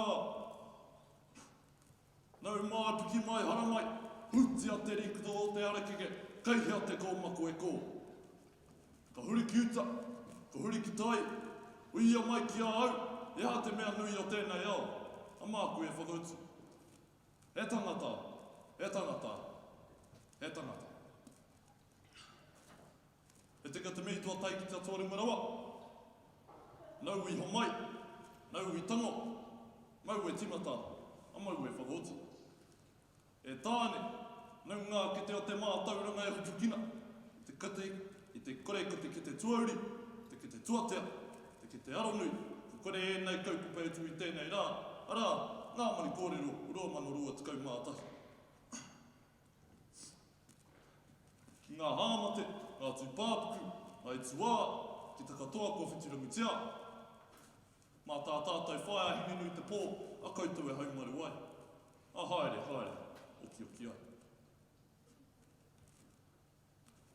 Ki te hongora, ko tāngmanei tēnei rā, ngā whānau katoa, ngā pito katoa o Ōtākou, ki te haramai ki te mātaki, ki te tautoko, ki te whakahērā nei a mātou ngā kai kōrero e tuana I tēnei rā, a tēnei te mihi. I moi tōku kaupapa kōrero, e tikirau atu te mihi ki a koutou ngā kai whakawā, ngā paumatua, a paua tā tātou nei reo, ngā pau hei tuai tā tātou nei whare, ngā pau o nei ngā kaupapa Manu Kōrero. Aha kua tiriti e paunangu, anei o pumihi iti. Me tāhuri taku ake ki tōku kaupapa kōrero, arā, me mātua te ako te reo Māori ki ngā kura katoa. E whakahāngai atu tōku tau parapara ki tōku kaupapa kōrero. Eha te mea nui o tēnei ao, he tangata, he tangata, he tangata. Ko te tangata te mea nui o tēnei ao, he rangatira te tangata. He rangatira ngā tāngata katoa. He rangatira hoki te reo. Me he reo tā te tangata. E tai ana te reo ki āwhina mai kia mohio koe ki tō tai ao, tō whenua, kia mohio mai ki tō whakapapa, te whakapapa o mātua, kau mātua hoki.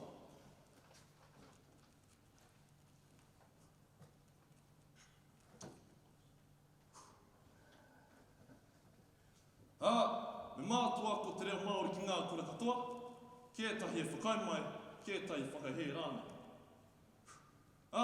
Eha ngā painga o te whakamātuatanga o te reo Māori, eha hoki ngā kinonga. Me timata ai tātou ki te taha kino. He maha ngā kinonga o te whakamātuatanga o te reo Māori ki ngā kura katoa. Ko tētahi o ngā kino nunui, ko te whakatōpana i ngā tamariki, kia aku ai rātou te reo Māori I te kore hihia.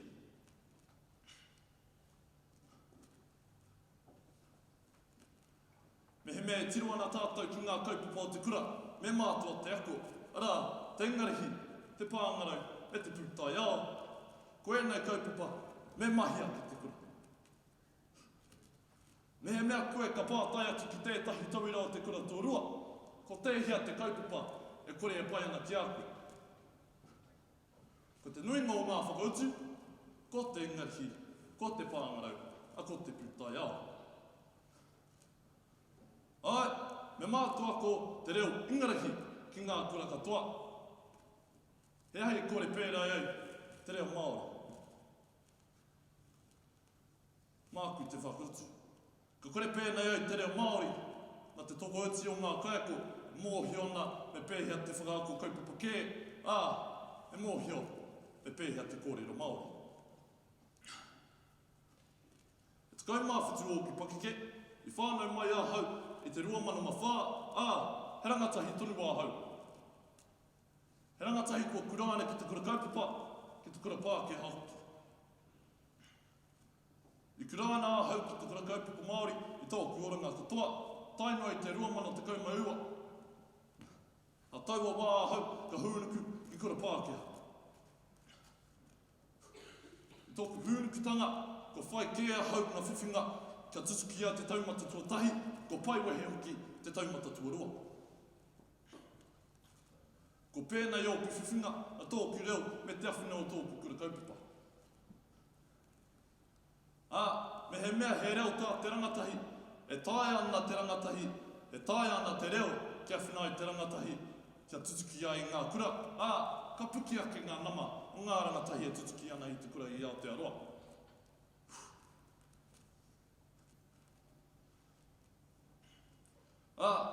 E kore te kūmara, e kōrero mo tōnā ke reka. Ko tōku reo, tōku oho, tōku reo, tōku māpihi mauria, tōku reo, tōku whakakai Māori.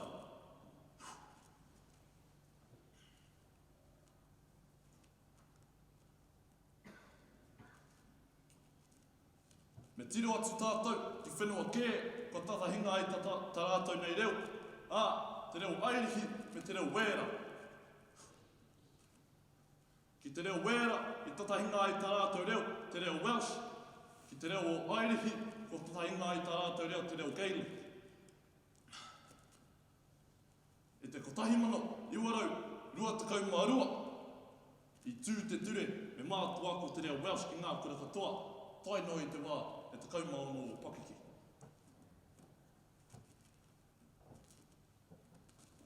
Ki airihi, i tū te ture, e mātua ko te katoa, i te reo Gaelic, ki ngā kura pūtia kā wanatanga.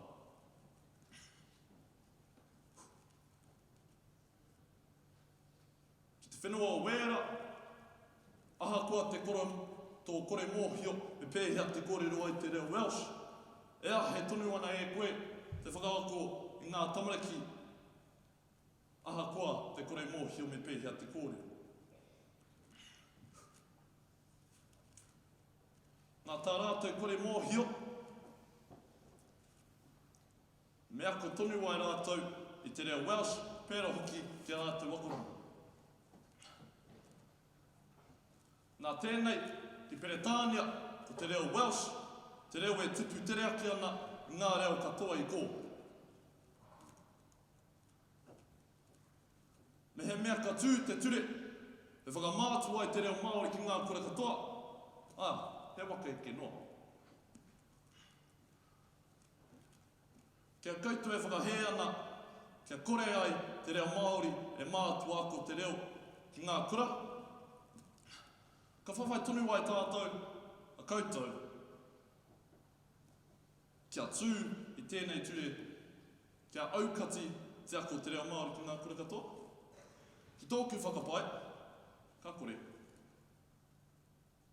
Ka kore e tū hei aukati ai tā tātou nei reo. I te pēra ai, e whakaatu noi hoana, e hihi ana kia whakatu pāpuku ai tā tātou nei reo.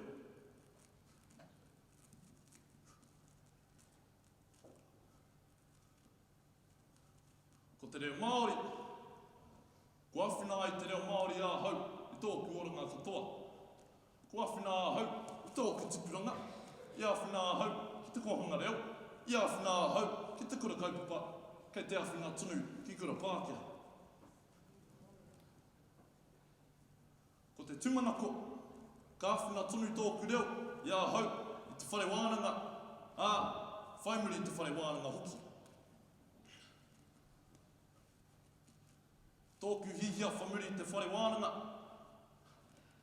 Pērā i tōku kōrero a pōpō. Ina nahi. E hihia nā hau, te awhina i tōku whānau, tōku iwi, taku hapu, a tātua ngai Māori.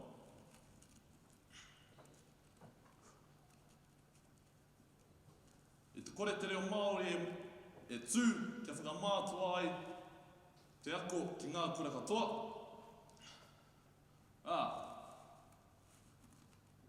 Ka kore e wai. I te kore whakamātua ai te reo Māori ki ngā kura katoa. E tāia tonu ana tātou kia whakaora ai tā tātou nei reo. Me pēhea tātou e whakaora ai tā tātou nei reo.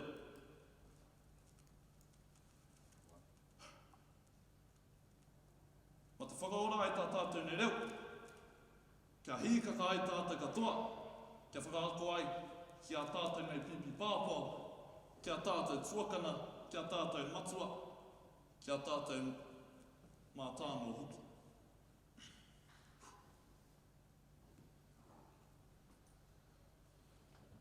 Ahakoa, tō kore mōhio e pēhea te kōrero i ngā kupu e ono, ngā kupu e whitu, ngā kupu ko tahi mano iwarau whitu tikauma tētahi mea. Ka kore e ware. Ko te tūmanako nunui, ko ora ai tā tātou nei reo.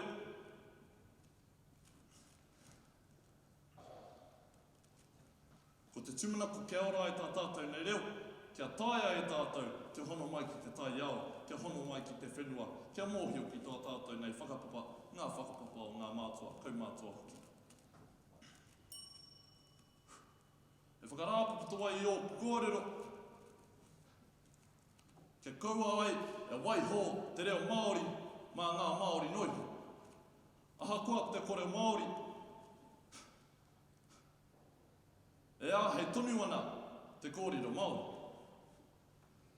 Me tiro atu tātou ki ngā tāngata o tauiwi, e kōrero ana ki ngā reo o iwi kē. E mātua te ako te reo Māori ki ngā kura katoa. A tēnā rā tātou, tēnā koutou, a tēnā rā tātou katoa.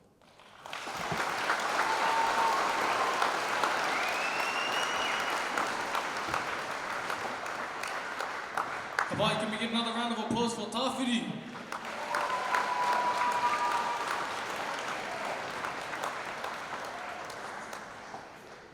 Kabai. So our next kai kōrero from Mount Aspiring College, ko mahuhu ki te rangi, te waka, o Ngāti Whātua, te iwi, ko te uri o hau, te hapū, o toka toka, te maunga, o kaipara, te awa, ko ngā tai whakarongorua, te marae. His future plans, he's not entirely sure what his future plans are going to be, but he's interested in medicine and engineering. Karawi. His hobbies and interests include Dungeons and Dragons, karate, rugby and hip-hop.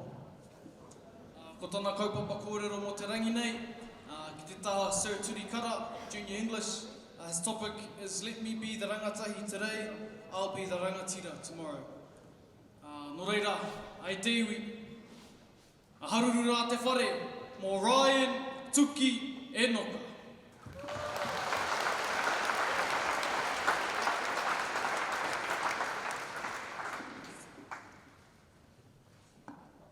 Waiho maku te rangatahi I tēnei rā, kai te rangatira āpoko.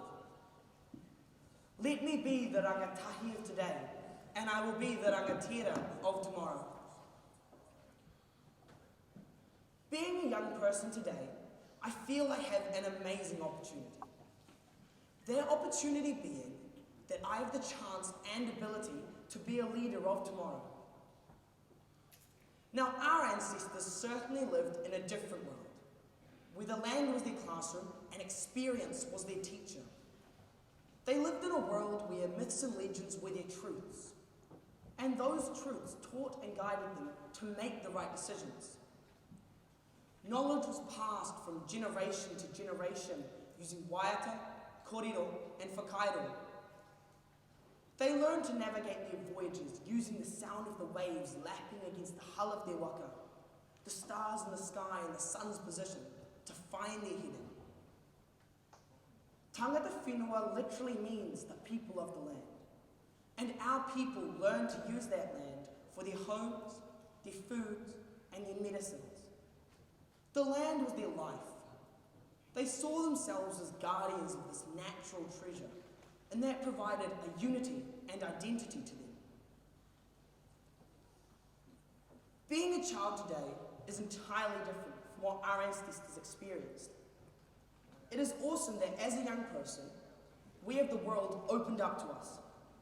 We are digitally connected through technological advancements. Our entertainment comes from apps like TikTok, Netflix, and YouTube. We socialize with each other using Snapchat, Instagram, Facebook, and Twitter. We learn about the world around us using Google, Wikipedia, and online news. All of these innovations let us gain awareness and knowledge about the world around us. But with this immense knowledge comes a weight. That weight being that we are much more aware to the issues of the world, be it social inequality, racism, poverty, violent crime, climate change, pollution, and global public health. All of these issues are constantly and repetitively being brought to our attention through all of the different mediums. As the voices of the world get louder inside our homes, the voices of our iwi get quieter. International movements lead our news stories, and local news awareness is not as passionately reported. I feel that New Zealanders can be hypocritical by focusing on these international problems. Yet these same people are ignorant to these same issues happening in our own communities. Māori have a shocking overrepresentation in poverty, crime, and social and health inequity. In fact, Māori suffer disproportionately from every single one of these global issues. It will be up to me to stand up as a rangatira for our people, to help balance the scales and support our people. But to get there, I have to be encouraged and empowered as a child of today. And in order to do that, us as young people have to be taught how to learn and not what to learn. We have to want to learn about the world around us. But we also need to grow our values and have a strong moral compass. The rangatahi need to be taught the values of a good rangatira. Values such as respect, responsibility, empathy, compassion, and understanding. It is these defining qualities that will help to nurture us. We must be given the chance to make our own mistakes so that we can learn resilience in order to make changes to ensure our successes. To be a leader, we need to be given the chance to grow our character and passion for life. But to be a Māori leader, I need to have that connection to my ahurea, whānau, whenua, and whakapapa. Sometimes you have to take one step back to be able to move forward. We have to climb our maunga to understand how our ancestors viewed the world. We have to touch our awa to feel its significance in nourishing our people. We have to stand on our whenua to find a place of belonging. We have to visit our marae to understand the uniqueness and relationships of our people. To be a leader, you first must understand those who you are leading. You must acknowledge their tikanga, their ways. It is these defining qualities that will make me the rangatira I am destined to be. Let me be the rangatahi of today, and I, Ryan Inoka, will be the rangatira of tomorrow. Waiho maku te rangatahi I tēnei rā, kai te rangatira āpopo. Kia ora. Ki te wahanga, Korimako Senior English, ko ngā toki mata whaorua, te waka, ko ngā puhi, te iwi, ko ngai tūpango, te hapū, ko whakarara, te maunga, ko wairere, te awa, ko ngai tūpango, te marae. Her future plans are to travel the world, study at a good university, potentially Auntie Shaq's favourite university, and work in a field that she loves. Her hobbies and interests include music, art, chemistry, anthropology, sociology, and law. Ko tōna kaupapa kōrero I te rangi nei, her topic for today is an investment in knowledge has the highest return. Ka pai whānau, if we could please find our seats. Kia ora. Nō reira, e te iwi. Give a massive round of applause for Maya Penhei.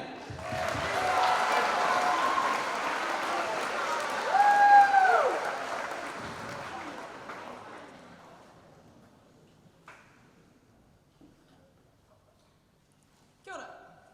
Ko ngā pui toku, ko ngā pui te iwi, ko Penhei toku ingoa whānau, ko Maya hau. Toitu te kupu, toitu te mana, toitu te whenua. My choice of topic is the investment of knowledge has the highest return. This stood out to me because I believe that the way we consider knowledge and the way we look at education needs to be changed. An investment in knowledge is so important, so crucial to our generation and the generations ahead. Not to mention every generation past, but we need to think about us. We need to look at how we understand learning and how it isn't only in classrooms. Knowledge comes from everything we know, everything we learn, and everything we understand as people. Look, learning happens everywhere. We need to love to learn. Famous philosophers, historians, people we know for what they've done for the world are all well known because we have learned from them. They shared their knowledge because they had a love for learning. We are all born with a love for learning, and we need to make the most of that. We cannot spoil the future generations' love for learning, because if we don't look to what we can know and we don't want to understand, then we will never grow as a society. We need to look at the way we learn, how people understand things. There are 7 different styles of understanding and learning, not to mention teaching, but they perfectly correlate. There's hands-on, visual, auditory, social and solitary, language and math-based learners. If we're able to understand how our children and we ourselves learn, we'll better be able to teach ourselves and our peers and every future generation by building a tolerance and understanding the way things are learned. This is so crucial to learning Māori because the way the education system runs its curriculum, you can look at how we often learn from books. We learn from technology always, but the way we learn from books and spoken reo. If we look back to generations before us children, what I learned from a Vaya I know personally, she never spoke Māori growing up. She never spoke reo. She didn't understand what it was or why to speak it. And she didn't learn until she was grown up. But that's not what I'm talking about now. Because even my matua at school, he told me how when he grew up, he never learned it. He never heard it spoken at his own home. It was never spoken at the schools he was in or around his community. He heard it occasionally in churches, formal events, and the odd high-frequency word, like greetings or in a karakia. This brings up today's learning. Did we have that much to go on when we were creating our new learning system through technology and the way we read and write our books? This often falls into auditory, but not as much anymore, visual, language-based learning. So it's often visual, slightly spoken, not as nearly as much as it used to be. And that's important, because we need to look at how it used to be spoken. We need to look to how it used to be learned. When the whāia I know talked to me about how she learned rarau, she told me how she only learned it once she knew she was going to have a son. She talked to someone and she said, how can I teach my son rarau so he grows up speaking and he can have what I didn't have as a child? And she was told that she needs to learn like a child would learn. She said that she was told to learn words, singular words, everyday words, what you see, what you hear, what you think in your day-to-day lives, and slowly incorporate those into her daily routine. And then she said how when she had been 3 years into learning Māori language, she had the speaking ability in rarau of a toddler. But she told me, and she clarified that this is exactly where she was meant to be. Because in the modern day, we often try and rush language learning past the point where it's okay. We cannot be expected to understand and fully be able to speak a language from a few years of speaking in school. Because we wouldn't expect a 2-year-old to be able to speak fluent English, because it's not how we learn. Repetition and immersion are crucial in any language learning. And in schools and in communities, rarau was barely heard commonly until the mid to late 80s with the Kōhanga movement. And it's so crucial that we make sure our children have what they need to learn. Because if they don't have what they need to learn, we are neglecting them. We're neglecting their love and rooting for understanding and knowledge, the investment in knowledge that they need in their life. Like the whakatoki, titi kaingatahi, we cannot neglect our children. We cannot neglect the knowledge they deserve. So I believe that if we are to incorporate the ways that Māori used to be spoken, with a lot of repetition, a lot of immersion, and to have the patience with our children and our peers, even with our adults who are now trying to learn how to speak rarau if they never had the chance growing up. If we have the patience and we give them the resources they need to learn their way, I believe we can keep our culture alive and even more well ingrained into our lives and community than it is today. If we look at the 7 ways of learning, and we look at the way it used to be taught, simply spoken, heard, and understanding the bare roots of what is language, we can evolve our classrooms, but within our classrooms, within our homes. We've looked at how people learn at home, and everyone learns in our communities.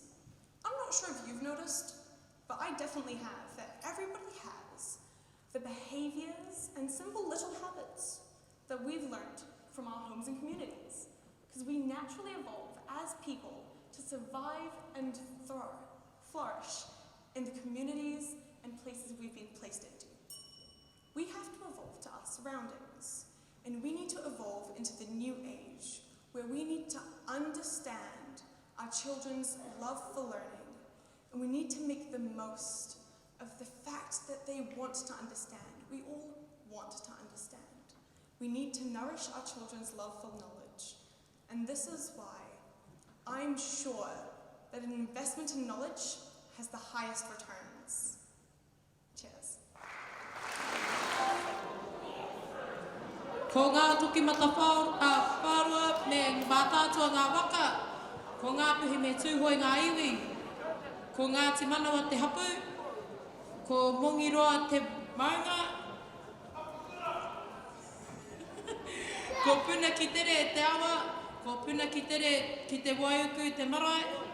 Future plans. Ka hoki mai ki te kura, ki tōna kura, ki te tū hei kaiako. Hobbies me interests, Ko ōku tino kaupapa, ko te kapaka me te manaaki tangata. Ka pai, no rara e te iwi, ho mai te piki paki paki, no te kura kaupapa Māori o Ōtāputi, Judgment Time!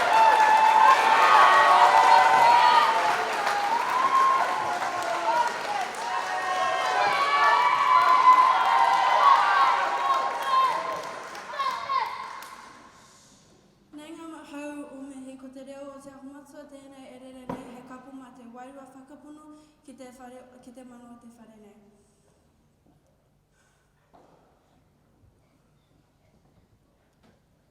Me mihi kātuka ki ngā atua, nā rāta I hanga I tēnei ao kiko hei kāinga hei āhuru mō wai mō tātou mō ngai tangata. Kia kātou ngā pauherenga waka koe he atu ki tū o te ārai, e takataka hiringa I te manu, e takataka hiringa I te ara whānui a tāne.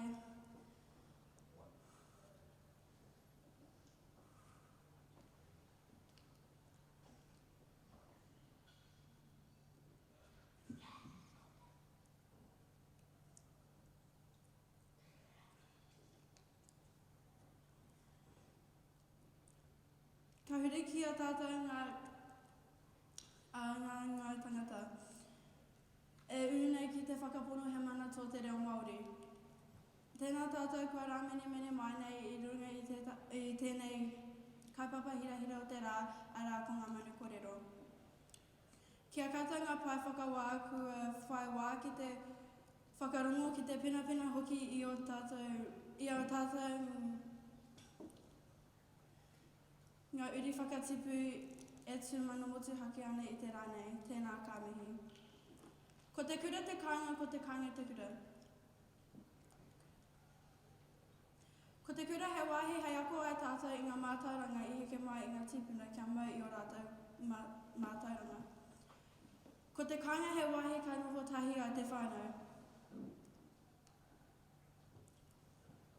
Koinei te ngako o te kōrero nei. Ina he rite te āhuatanga o te kura ki ngā āhuatanga a o tātou kāinga, ka pai ake te akoranga.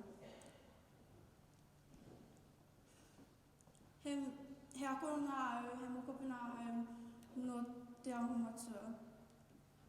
Kia nei, he huarahi pai tēnei mā tātou ngā tamariki Māori. Tēnā ka mihi.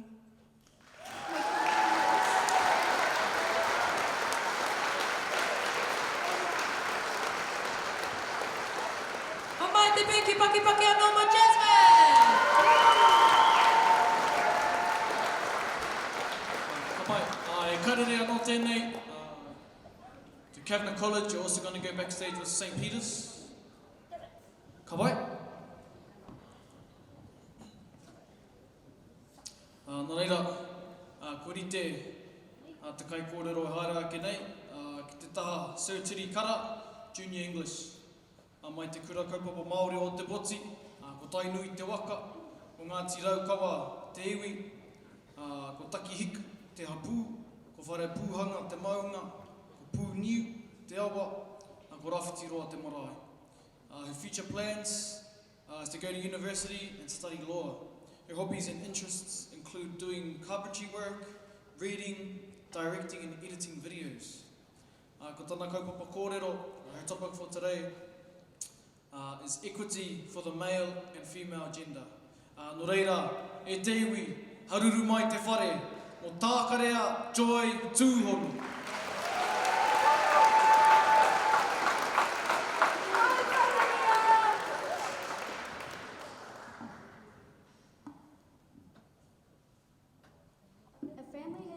For dinner one night. The older sibling Mere is 16 years of age. The younger sibling Bob is 6. Their mum gives them both 2 slices of pizza each. But by giving both siblings the same amount of food thinking it's fair, we run the risk of Mere being undernourished and Bob facing obesity. Kia ora. My name is Tākarea. I'm 14 years old. I'm a student at Te Kura Kaupapa Māori o Ōtākou and I'm a feminist fighting for equity. This short story relates to my topic, equity for the male and female gender. So, as you may or may not know, both genders have been facing many different mishaps over the times. There are many different types of issues, but one of the main ones I would like to focus on today is stereotyping. For example, women are thought of as the weaker gender and male the stronger. Although these stereotypes were first thought of because of the differences between the male and female body, I would still like to disagree. We then branched off from these stereotypes and created smaller, more picky ones, such as women should have long hair, women should be skinny, women should be wearing dresses, women shouldn't eat so much, etc. But same goes for boys. Boys should be muscular, boys should be playing sports, boys shouldn't cry, boys shouldn't listen to quote-unquote girly music, and many more. These stereotypes were created way before many of us were even born, yet we've decided to stick with them. Why is that? Well, in my opinion, it seems we've created or developed a sort of form of Stockholm Syndrome. These ideas have been drilled into our daily lives for so long that we haven't learned how to express ourselves on our own terms. We've been getting better over time, but there are always going to be those that think we should be following these stereotypes. And I'm just wondering as to why. Those kinds of people are currently unaware of the struggle we teens especially go through when it comes to our identity. Your teenage years are the years you find out who you are or who you want to be. But with all of the expected stereotypes floating around, we don't know how to do our hair, how to dress, how to act, or how to even breathe.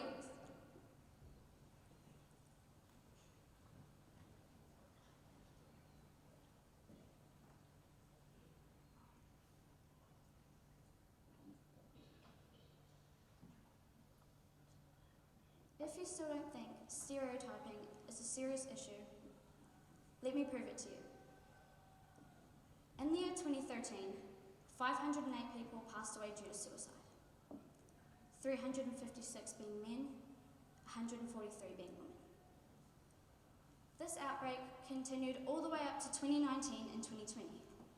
In that time, 654 were lost. Again, more than half being men. Many of these men felt as though they couldn't talk to anyone about how they were feeling because showing emotions isn't manly. Emotional suppression can cause many different types of mental health issues, like depression and anxiety. Let that sink in. How sad is that? Do you understand how sad it is for me, a 14-year-old girl who's barely explored the possibilities of life, to have to think that these kinds of things could happen to the people I know? I should be worrying about school, but I'm worrying about the lives of our men.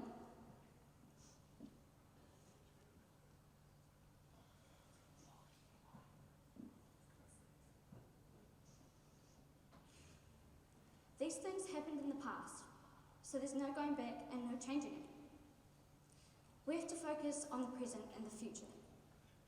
What can we as a society do? We need to work together to create equity. And personally, I think that this starts with parents and the role they play in a child's life. Parents tend to shape their child into who they are. There's no doubt about that. But if their child biologically identifies as a girl and she wants to wear baggy clothes and have short hair, their parents need to put more effort in to letting them. They need to try harder at being open-minded. Because I don't see the harm in letting your child dress in the clothes they want to wear. Unless they're looking messy and scruffy. You can tighten them up a little bit.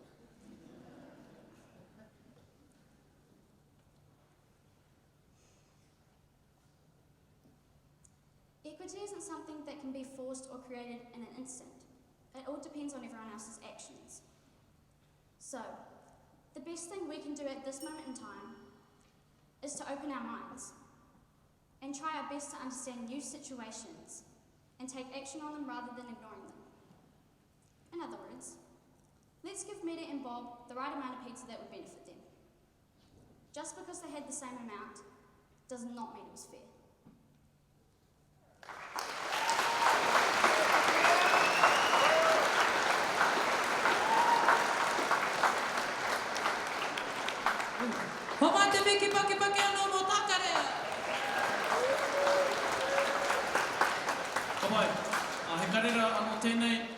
te whare kura o aro whenua.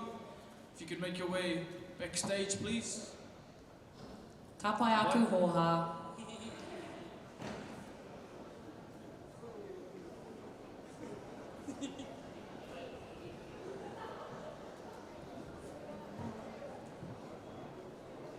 Well, ka pai. Kia ora whānau, another day in paradise, and another kai kōrero. Ka pai. Nō reira, ko te kai kōrero e whai ake nei. Not only is she a tauira o te kura kaupapa Māori o Ōtepoti, she's also the CEO of her own eco-poi business called Pōtiki Poi.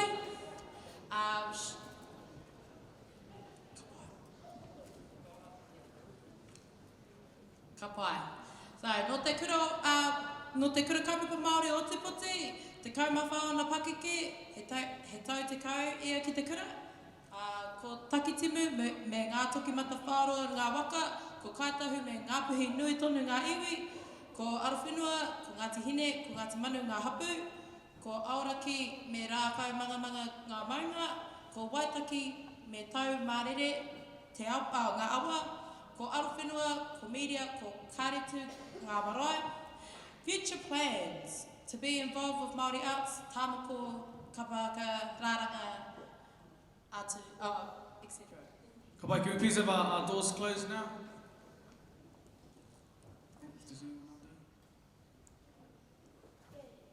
Kapai. Her hobbies and interests, she runs a business called Pōtiki Poi, and she also has a passion for kapaka and hākinakina. Ko tōna kaupapa kōrero i te rangi nei, standing in the Te Rāwhiti Ihaka section, her topic for today is Te Tapatoru Kai Keri. Nō reira, e te iwi, ho mai te pē ki paki, mō Georgia Lata!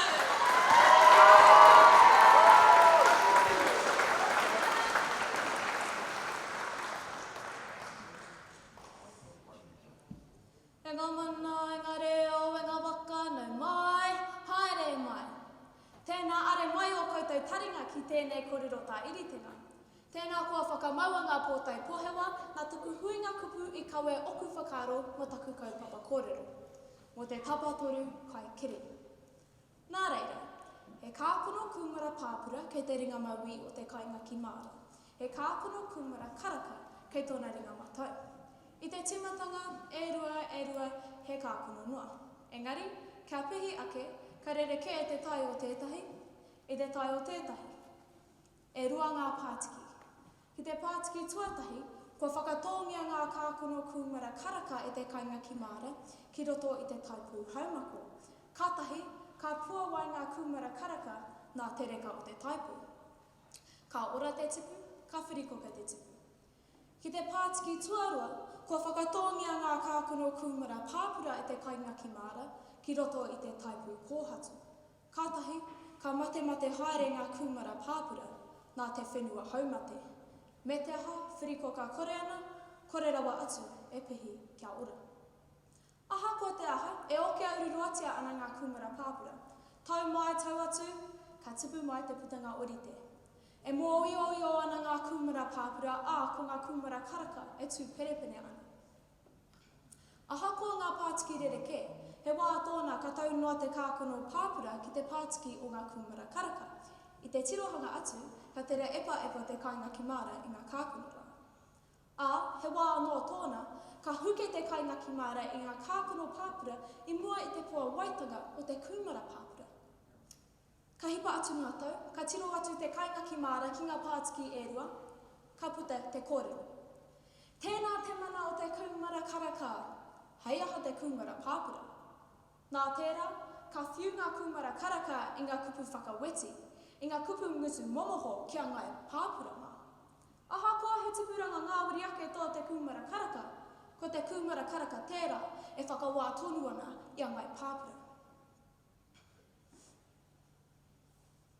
E whakapono ana a ngai pāpura ki ngā kōrero kua whāngai kia e ngai karaka mā. I te tainga mai o te tangata kai whakawai kumara pāpura, ka umere a ngai pāpura. Tēnā, whakakaru atu, kaore mātou I te rata ki te wai o ngā kumara pāpura. Tēnā, whāngai kia mai te wai o ngā kumara karaka. Kua tautuhia I roto I taku whakatakinga, ko ēnei. ko te kaikiri karumata whaiaro, ko te kaikiri kore wana āiwi, ko te kaikiri whare whakatūtū. Hoia nei ngā tapa e toru o tēnei mea te tapa toru kaikiri. Nā reira, me whakaaro ake ki te tapa tuatahi o tēnei tapa toru kaikiri, ki te kaikiri karumata whaiaro. Ko hōrapa tēnei tumomo kaikiri ki ngā tōpito katoa o te awa, ki Amerika, ki runga i te karere, ki runga hoki i te hunga pāpāho. Whawhai ana mo te korikoritanga o Amerika, mātua whakapai i toi marae ka whakapai ai tō tētahi atu. Kua ki te kē ngā rea ngā katoa i te āhuatanga o te kaikiri. Ka reari te kaikiritanga nā te tāmokotanga o te reo Pākehā ki ngā arero o mai Māori. Ka reari te kaikiritanga ki ngā wāhitu matanui. Ka reari te kaikiritanga nā te tatatanga o te prehimana ki ngā rangatahi Māori.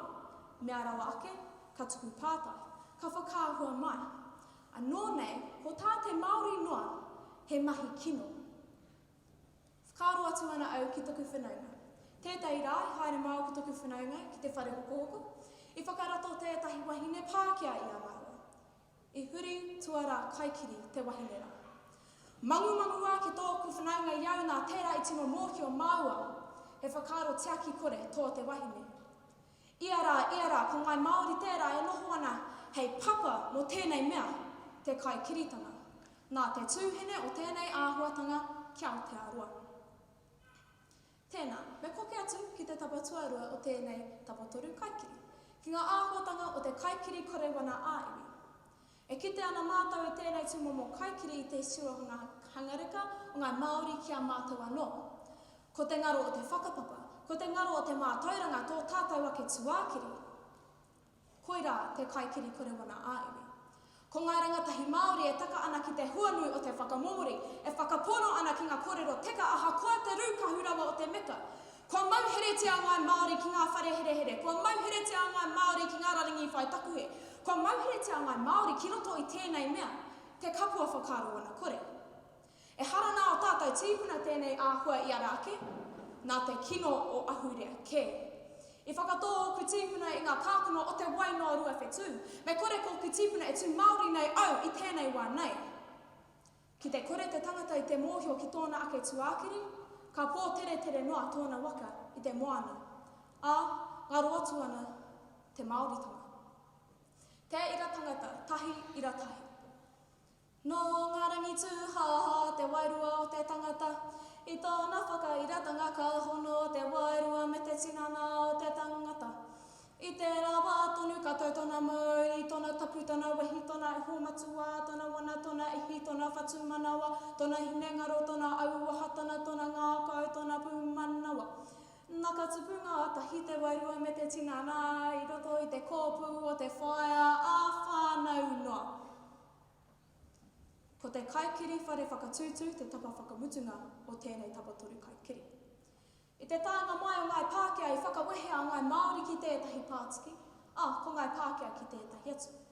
I mua i tō rātou tāanga mai ko te whenua te toto o te tangata. Nā tō rātou tāanga mai, kua tāmitia te mana o te whenua. Ko te waitohutanga o te tiriti, he manatika ki uta. Anei he taura o te manatika kore i ngā rā o tōku nei ao. Ko te takutai moana tētahi, tiro atu ki ka tau, ka tahi anō ka hori, ko ihu mātā hoki. Tiro atu ki ngā rā ka tahi anō ka hori, ko pūtiki hoki. Kei whea te manatika. Kaore nei te tua te Māori i raro i te whakaaro auraki, i roto i te taipū kōhatu, i raro i te maru o ngā puna whakatakotoranga ko whakatūrea e te Pākehā. Ko tū te mahi a te tūārai o pēhi, ko te tūārai mo te ratonga haora, ko te tūārai kura, ko te tūārai kimi mahi, ko te tūārai kimi whare. Ko whakatūrea e te Pākehā i wēnei puna i runga i tēnei mea, te kaikiri whare whakatūtū. Nā reira, ko hora au i ngā kōrero mō ngā tapa e toru o te tapa toru kaikiri, hei whakakapi, mea hai noane. Tērā pēr, mea aro atu ki te kaikiri karumata whāro, me ata taunaki i ngā kumara pāpura. Tēnā te mana o te kumara pāpura. Ko te pai o te whakaaro, tētai ngā kumara pāpura te tibu nā te taipū kōhatu. Tērā pēr, mea aro atu ki te kaikiri kore wana āiwi. me whakatū i ngā wānanga kia whāngai te māramatanga mo te kumara pāpura, me whakauru ki ngā kura, ki ngā Pākihi, aha rānei. Aha koa te pai o te whakaro, e mō i o tonu ana ngā kumara pāpura nā te taipū kōhatu.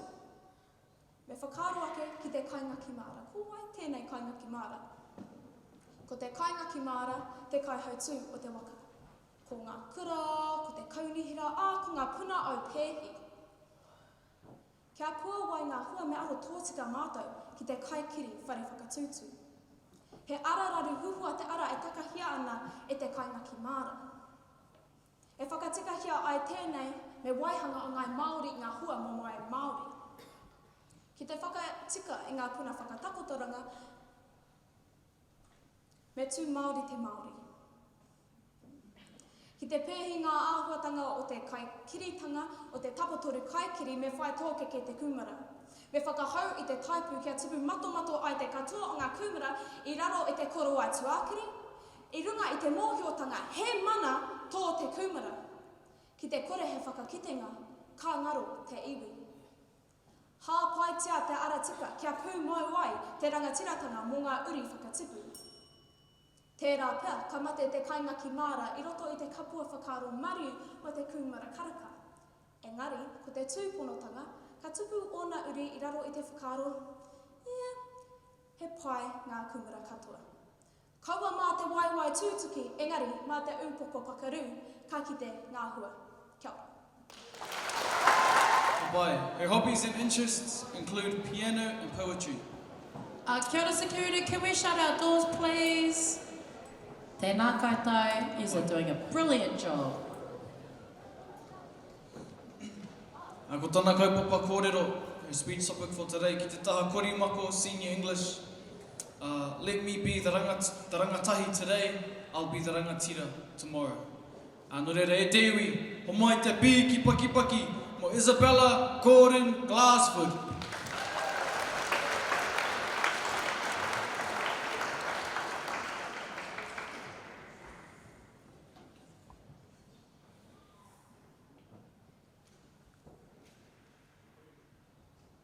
If you were to ask me what it meant to be a rangatira, I wouldn't know what to say. I mean, when am I ever taught that? Nobody's told me who I need to be, what I need to do, and how I need to do it to be a rangatira. So I turned to trusty Google. I put in the search bar, what does it mean to be a rangatira? And there were about 278,000 results in half a second. Right at the top is an even trustier Google Translate, translating the phrase, being a rangatira from Māori to English. The exact translation was being a leader. How am I supposed to be a leader when people look for different things in each one? When I think of a leader, I think about my culture, about the chiefs that my people were, about the stories and legends that my people told. But where did they go? Society and school is meant to be surrounding me in this stuff every day, but that's not what's happening. Let me be the rangatahi today. I'll be the rangatira tomorrow. European culture has been embedded into our society, and all the things that we do today are based around those. On the other hand, Māori culture has been silenced, and I refuse to let my ancestors be forgotten, not after all they've done. I am a child, I know that, but I can learn. I can learn because even though I don't have my ma or my grandma's skin colour, I was given their colour of hair and eyes.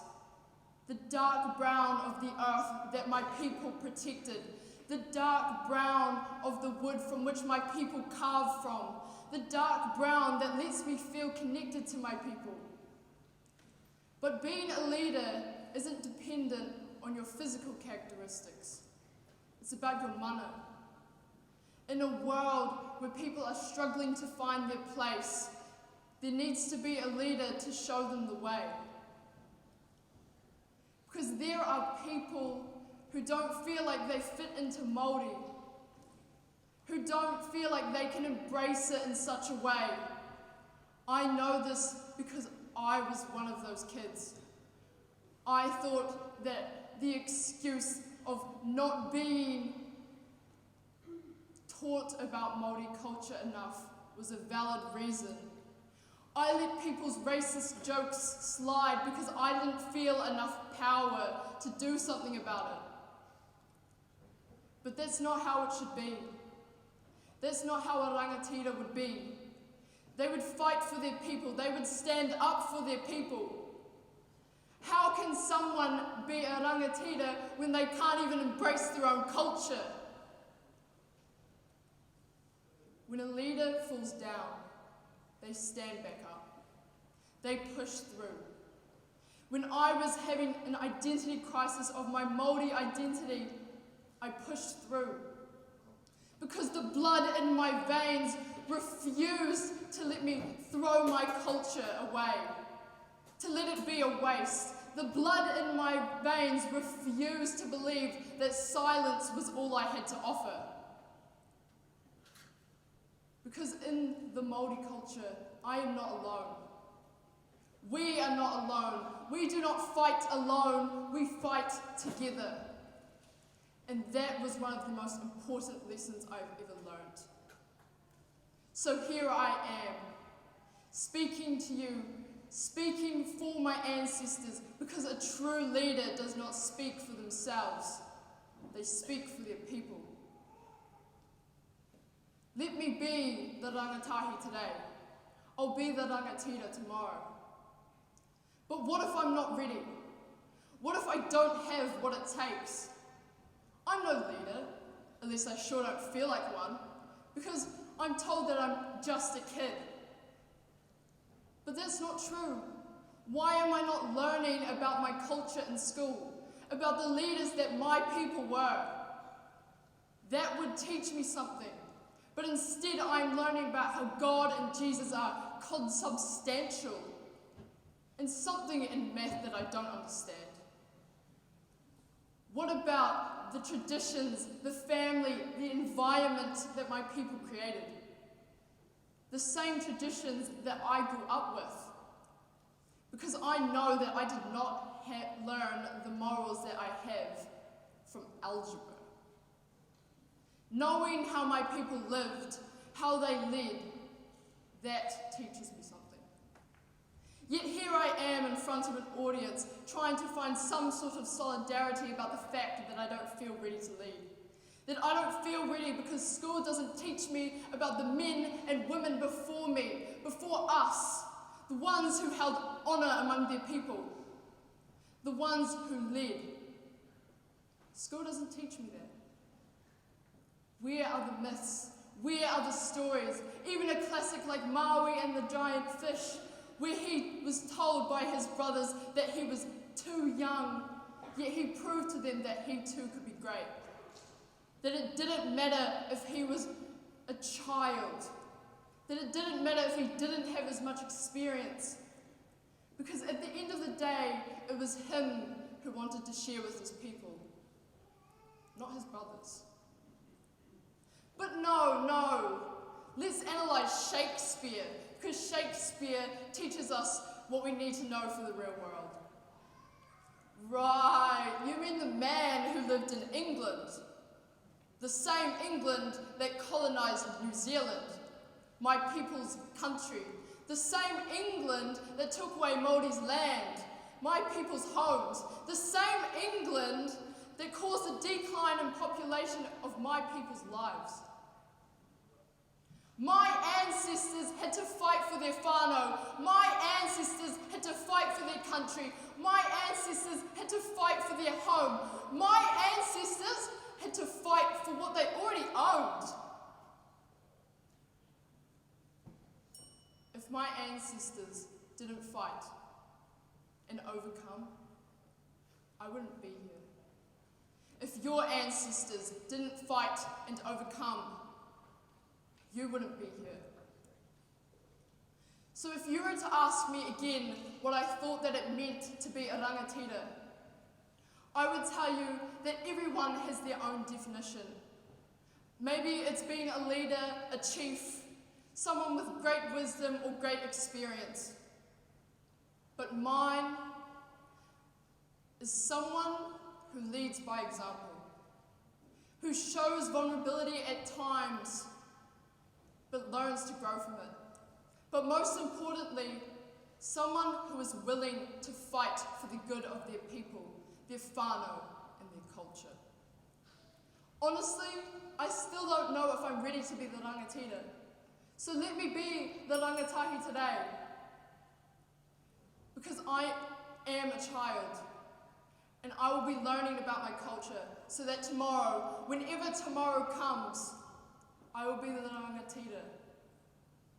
Because it's not about whether I will be ready, it's about whether the world will be ready.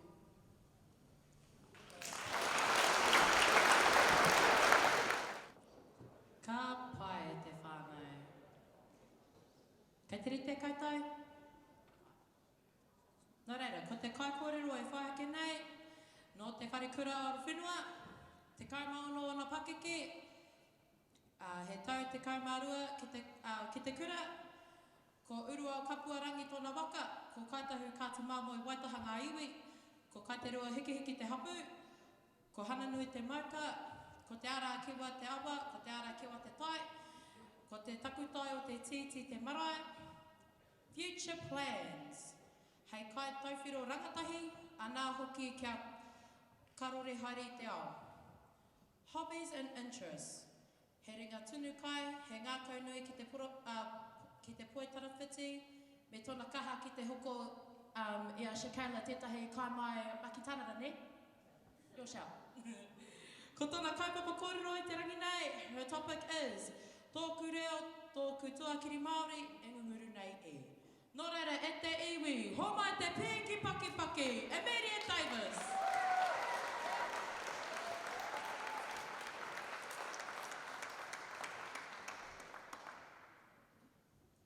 E tuana ki te maunga o whatawhata, ka tītiro whakararo ki ngā waikau kai o te ara kewa, kei reira te waka o rua kāpuarangi whakamampuna ana ki te marae o te takutai o te titi, ko kaitai ka te māmoi waitaha ngā iwi. Ka tuku whakamoemiti ki te atua, nā e te oro kohanga o te ao. Ki te whare e tawharai wana i a mātou, te papa e takuto ana ki waho, tēnā kōrua. Ka tahuri mātou ki a rātou ko haere ki tua te arai mate, moi rā oki atuai. Kia kuhua e runga nei te mura o te ahi, tēnā hoki koutou. Kia koutou rā te pai whakawā, e mihi ana. Tōku reo, tōku tuakiri Māori, e ngunguru nei e. He kākonua hau i ruia mai i rangi atia e kore e ngaru. He te mōhua hau, ko waia hau, no whia hoki au. Kei te reo o ki tūpuna, reo Māori mai, reo Pākehā mai. Ko tōku reo he honanga ki oku tūpuna. Ko heke iho tēnei reo i oku ka wai whakapapa. Koe anō, e torungari ana ki muri, ihi. I motuhia taua hononga i ngaro te reo ki tōku whānau. Nā te aha i pēnei ai, mā te aha ka whakarau rāno, mā te aha ka pakiri tōku reo pērā ki oku tūpuna. Tōku reo, tōku tuakiri Māori, e ngunguru nei e. He reo awaha te reo o Nehera. Ka heke ngā akoranga hitori ki ngā akoranga kia mau, kia u ki te mātauranga moa pōpō. Kia kaua pērā ki te moa ka ngaru. Whakarohia tātou ki ngā akoranga i ngā kohanga reo. E mohio ana au, e mamhara ana au i tōku kaoko i te kohanga reo a whai kiri.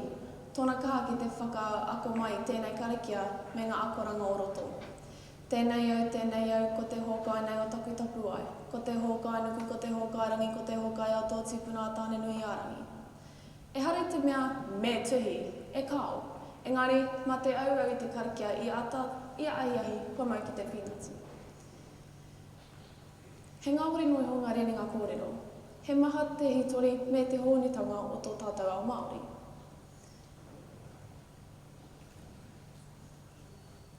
Kare e kore nō kui te haipapa kia whakaako tērā karikia ki oku tamariki. Kia pupuri tonu tōku whānau i ngā kōrero o Nehera. Koe nei tōku pātai matua. Hia te take ka mimiti te reo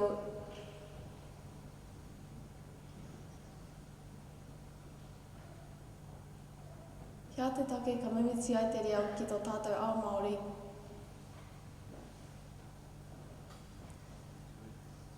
I rangahau au i te kaupapa o te memehatanga o te reo. I kitea ai au te aronga me ngā ture au pehi o ngai Pākehā.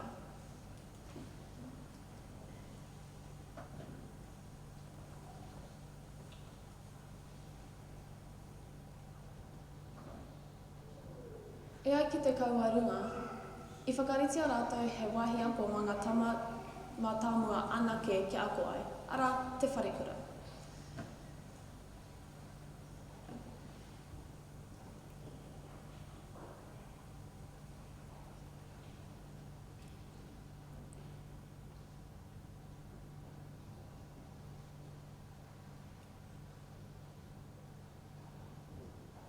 He whare tapu he ako rangatapu.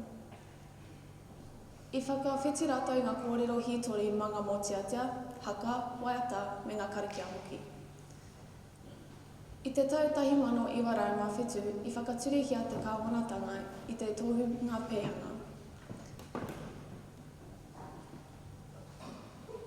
Nā tēnei mahi au pēhi, i ahatia tā tātou, i ahatia ngā mahi a ngā tohunga. Ko te whāinga o tēnei ture, kia aukati te kōrero i te reo Māori i ngā kura o Aotearoa.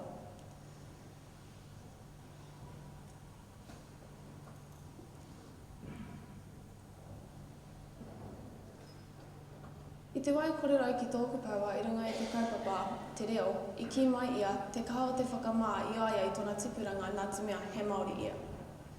E hotu ana tōku manawa i te rongo i tērā kōrero me te kite i te mamai i runga i tōna kanohi. Ko tērā whakamā he whakamā mai ngā turi o te kāwanatanga, kia whakahenui tō tātou ao Māori.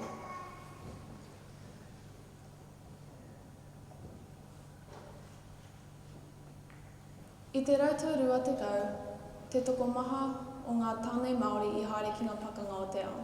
I hinga rātau hoki ki reira, i te wai hinga rātau i hinga tō tātou ahuria Māori, ngā kōrero mai ngā tohunga.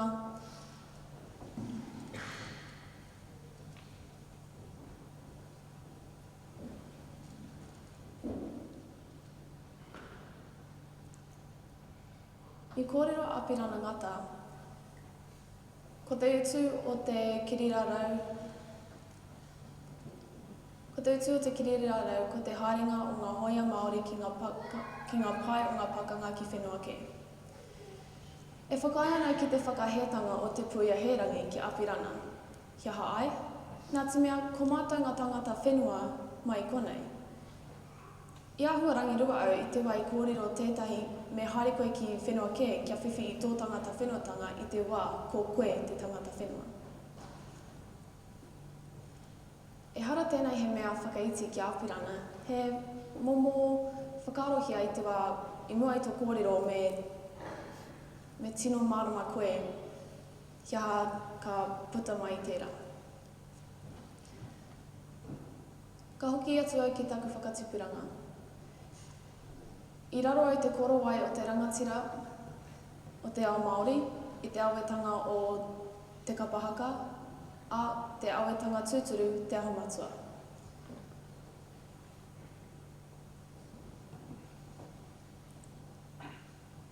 I te pirangi au ki tatu hei tētahi tau whiro, nā te mea pirangi au ki te awhia tātou te reanga rangatahi.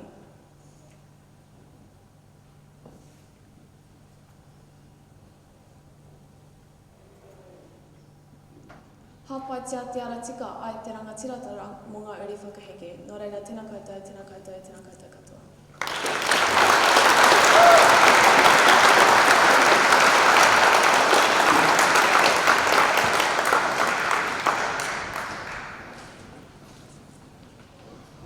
Ka pai, we get another round of applause.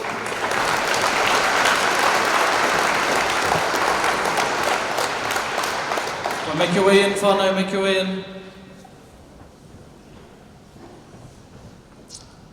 Pai, our next kai kōrero, no te wharekura o aro whenua, ki te taha rāwhiti ihaka, junior Māori. Ko urua o ka puarangi, te waka, o kai tahu, ka timoa moi waitaha, ka iwi, Ko kai te rua hiki hiki, te hapū, ko hana nui te mauka, ko te ara kewa, te awa, te moana, ko te takutai o te titi, te marae. Future plans, kia tūhei kai pāpāho mo te karere, mo te ao rānei. Interest and hobbies, he ringa tunu kai, he ngā kai nui hoki ki te kapāka.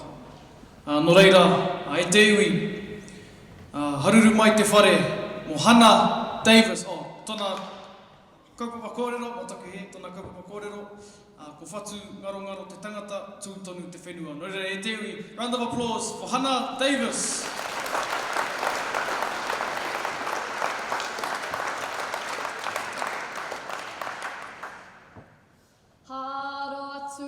Ki ngā toi o oraka, topa whakarunga ki whatawhata. Hui a kia tini ka mano, ki te takutai o te moana, ki te takutai o te titi. Ko te aparima ki uta, ko te aparima ki tai. Oraka aparima ka tau e tihei mauri ora. E o mato ngārangi, I o nui, I o roa, I o take, I o te wānanga o ngārangi, anei a hau e tuku mihi e tuku karanga ki a koe. Uwhia mai tātou I raro I tō haumaritanga, I tō taputanga. E o hoatu o ringa ki a rātou mākua noho I raro o te maru o te mamai, me whakamahana tō rātou ngākau, ka puare ai te tūramarama o te aroha. Ki te hunga e tū ana I runga I te ara wairua, e hikoi ana I o rātou hikoi whakamutunga, ki roto I ngā tatau o te toi o ngārangi. Moe mai rā, oki mai rā. Papaki kau ana ngā tai o mihi ki a tātou, I tai mai tēnei rā, whakairahira. Te whare e tū nei, e whakarau e te tāwharau, te whakaruru, e tū mai nei. Kia koutou Ngā Manu Kōrero, e whakamana tēnei tamaiti au māngia, nei rā te mihi mana hau kia koutou. Ngā kai kōrero o te rānei, e pura I o koutou kupu I wainganui te pā o te pakanga o tēnei kaupapa, te Manu Kōrero. Ka tira, Māori mā Pākehā mā, are mai o koutou taringa. Kua whakarite ahau e toringa wahanga mo tōku kōrero hei te rānei. Tuatei, ka aroaro tātou ki te memehatanga o tōku whenua taurikura. Tuarua, ka titiro tātou ki ngā tino taumahatanga mo tōku iwi. Tuatoru, ka whakapuaki ki a koutou, haha ōku nei whakaaro mo tēnei rā. Whatu ngaro te tangata, tūtonu te whenua, nā wai rā. I te taitahi mana warirarima te kaumatore, I tāmai te mānga o te kāwanatanga o Ata Mentau. I aia o te kāwanatanga kia hoko te rohi o Murihiku. I tauawa 7 miriona eka te rahinga o te whenua e o kutupuna. I whakau o kutupuna kia hoko ki aia, engari he kauinga whenua e piri ana ki te kirimana. Tuatei, mo ia te kau eka e hoko a te Pākehā, he kotai eka e whakaoki ki ngai Māori. Tuarua, ki ia haupuri Māori, he hohi pera, he kura hoki e tutu ana. E hea ngā eka I whiwhi tōku iwi. Ko te tikanga e whakahoki a te 7,000 eka. Kao, kore rawa, poko kōhua mā, he 5,000 noi ho te whiwhi. Ano nei, he whenua tōhatea, he hua kore. E hea ngā hohi pera, kura hoki e tutu ana ki ngā wahi noho o kutupuna. Kore kau. Kau tau mā me au ārero teka, ko wai koutou e whakaaro e pai noa te waihoi a tātou mo te nehunehu. Ko tēnei te timatatanga o te memehatanga o tōku whenua, o ngā mahi o kutupuna, kia pupuri tonu ki tō mātou nei reo, a mātou nei tikanga hoki. I ngā wā o mua, he iwi rahi, he iwi kaha tātou. Ka tahi rai tai mai te hoariri a te rauparaha. He pakanga nui tērā, engari I tai mai ngai Pākehā, ko tērā te timatatanga o te pakanga nui rawa. I mauria mai rātou I o rātou inu wai piro, me ngā māwiwitanga hau, kia rewa tātou ngai Māori ki te kore. I mea ana I ngā memeha te whakapapa, ka memeha te whenua. Ngaro ai te whenua, ka memeha te tuākiritanga. Ngaro ai te tuākiritanga, ka memeha te ao Māori. Ka ngaro ko au. Kua mahia te kāwanatanga tēnei mea, te tāhai whenua ki te toko maho ngā takiwā Māori. Engari kua whiwhi e rātu o ngā rohe, tō rātou mana tika. Kei te noho tonu tōku iwi raro i tēnei raro. Pākore hānoi ho ngā mahi kua mahia te kāwanatanga, ki te whakatika i o rātou mahi he.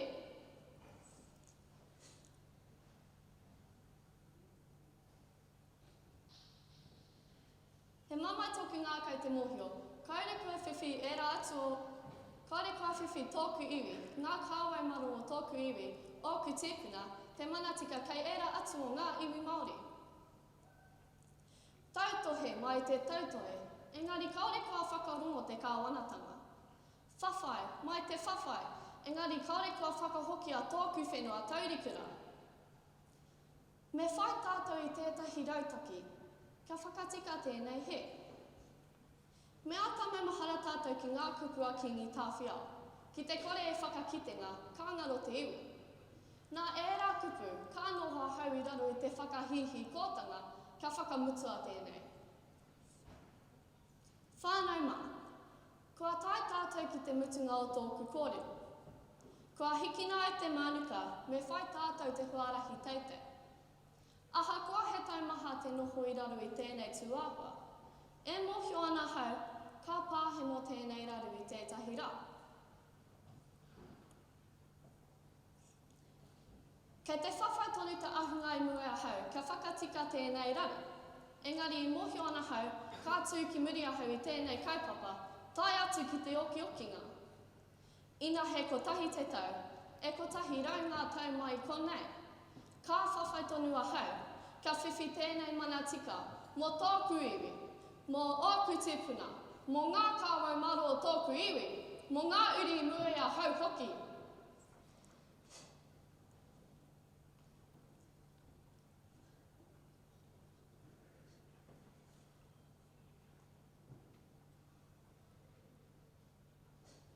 Nō reira, tēnā koutou, tēnā koutou, tēnā tātou.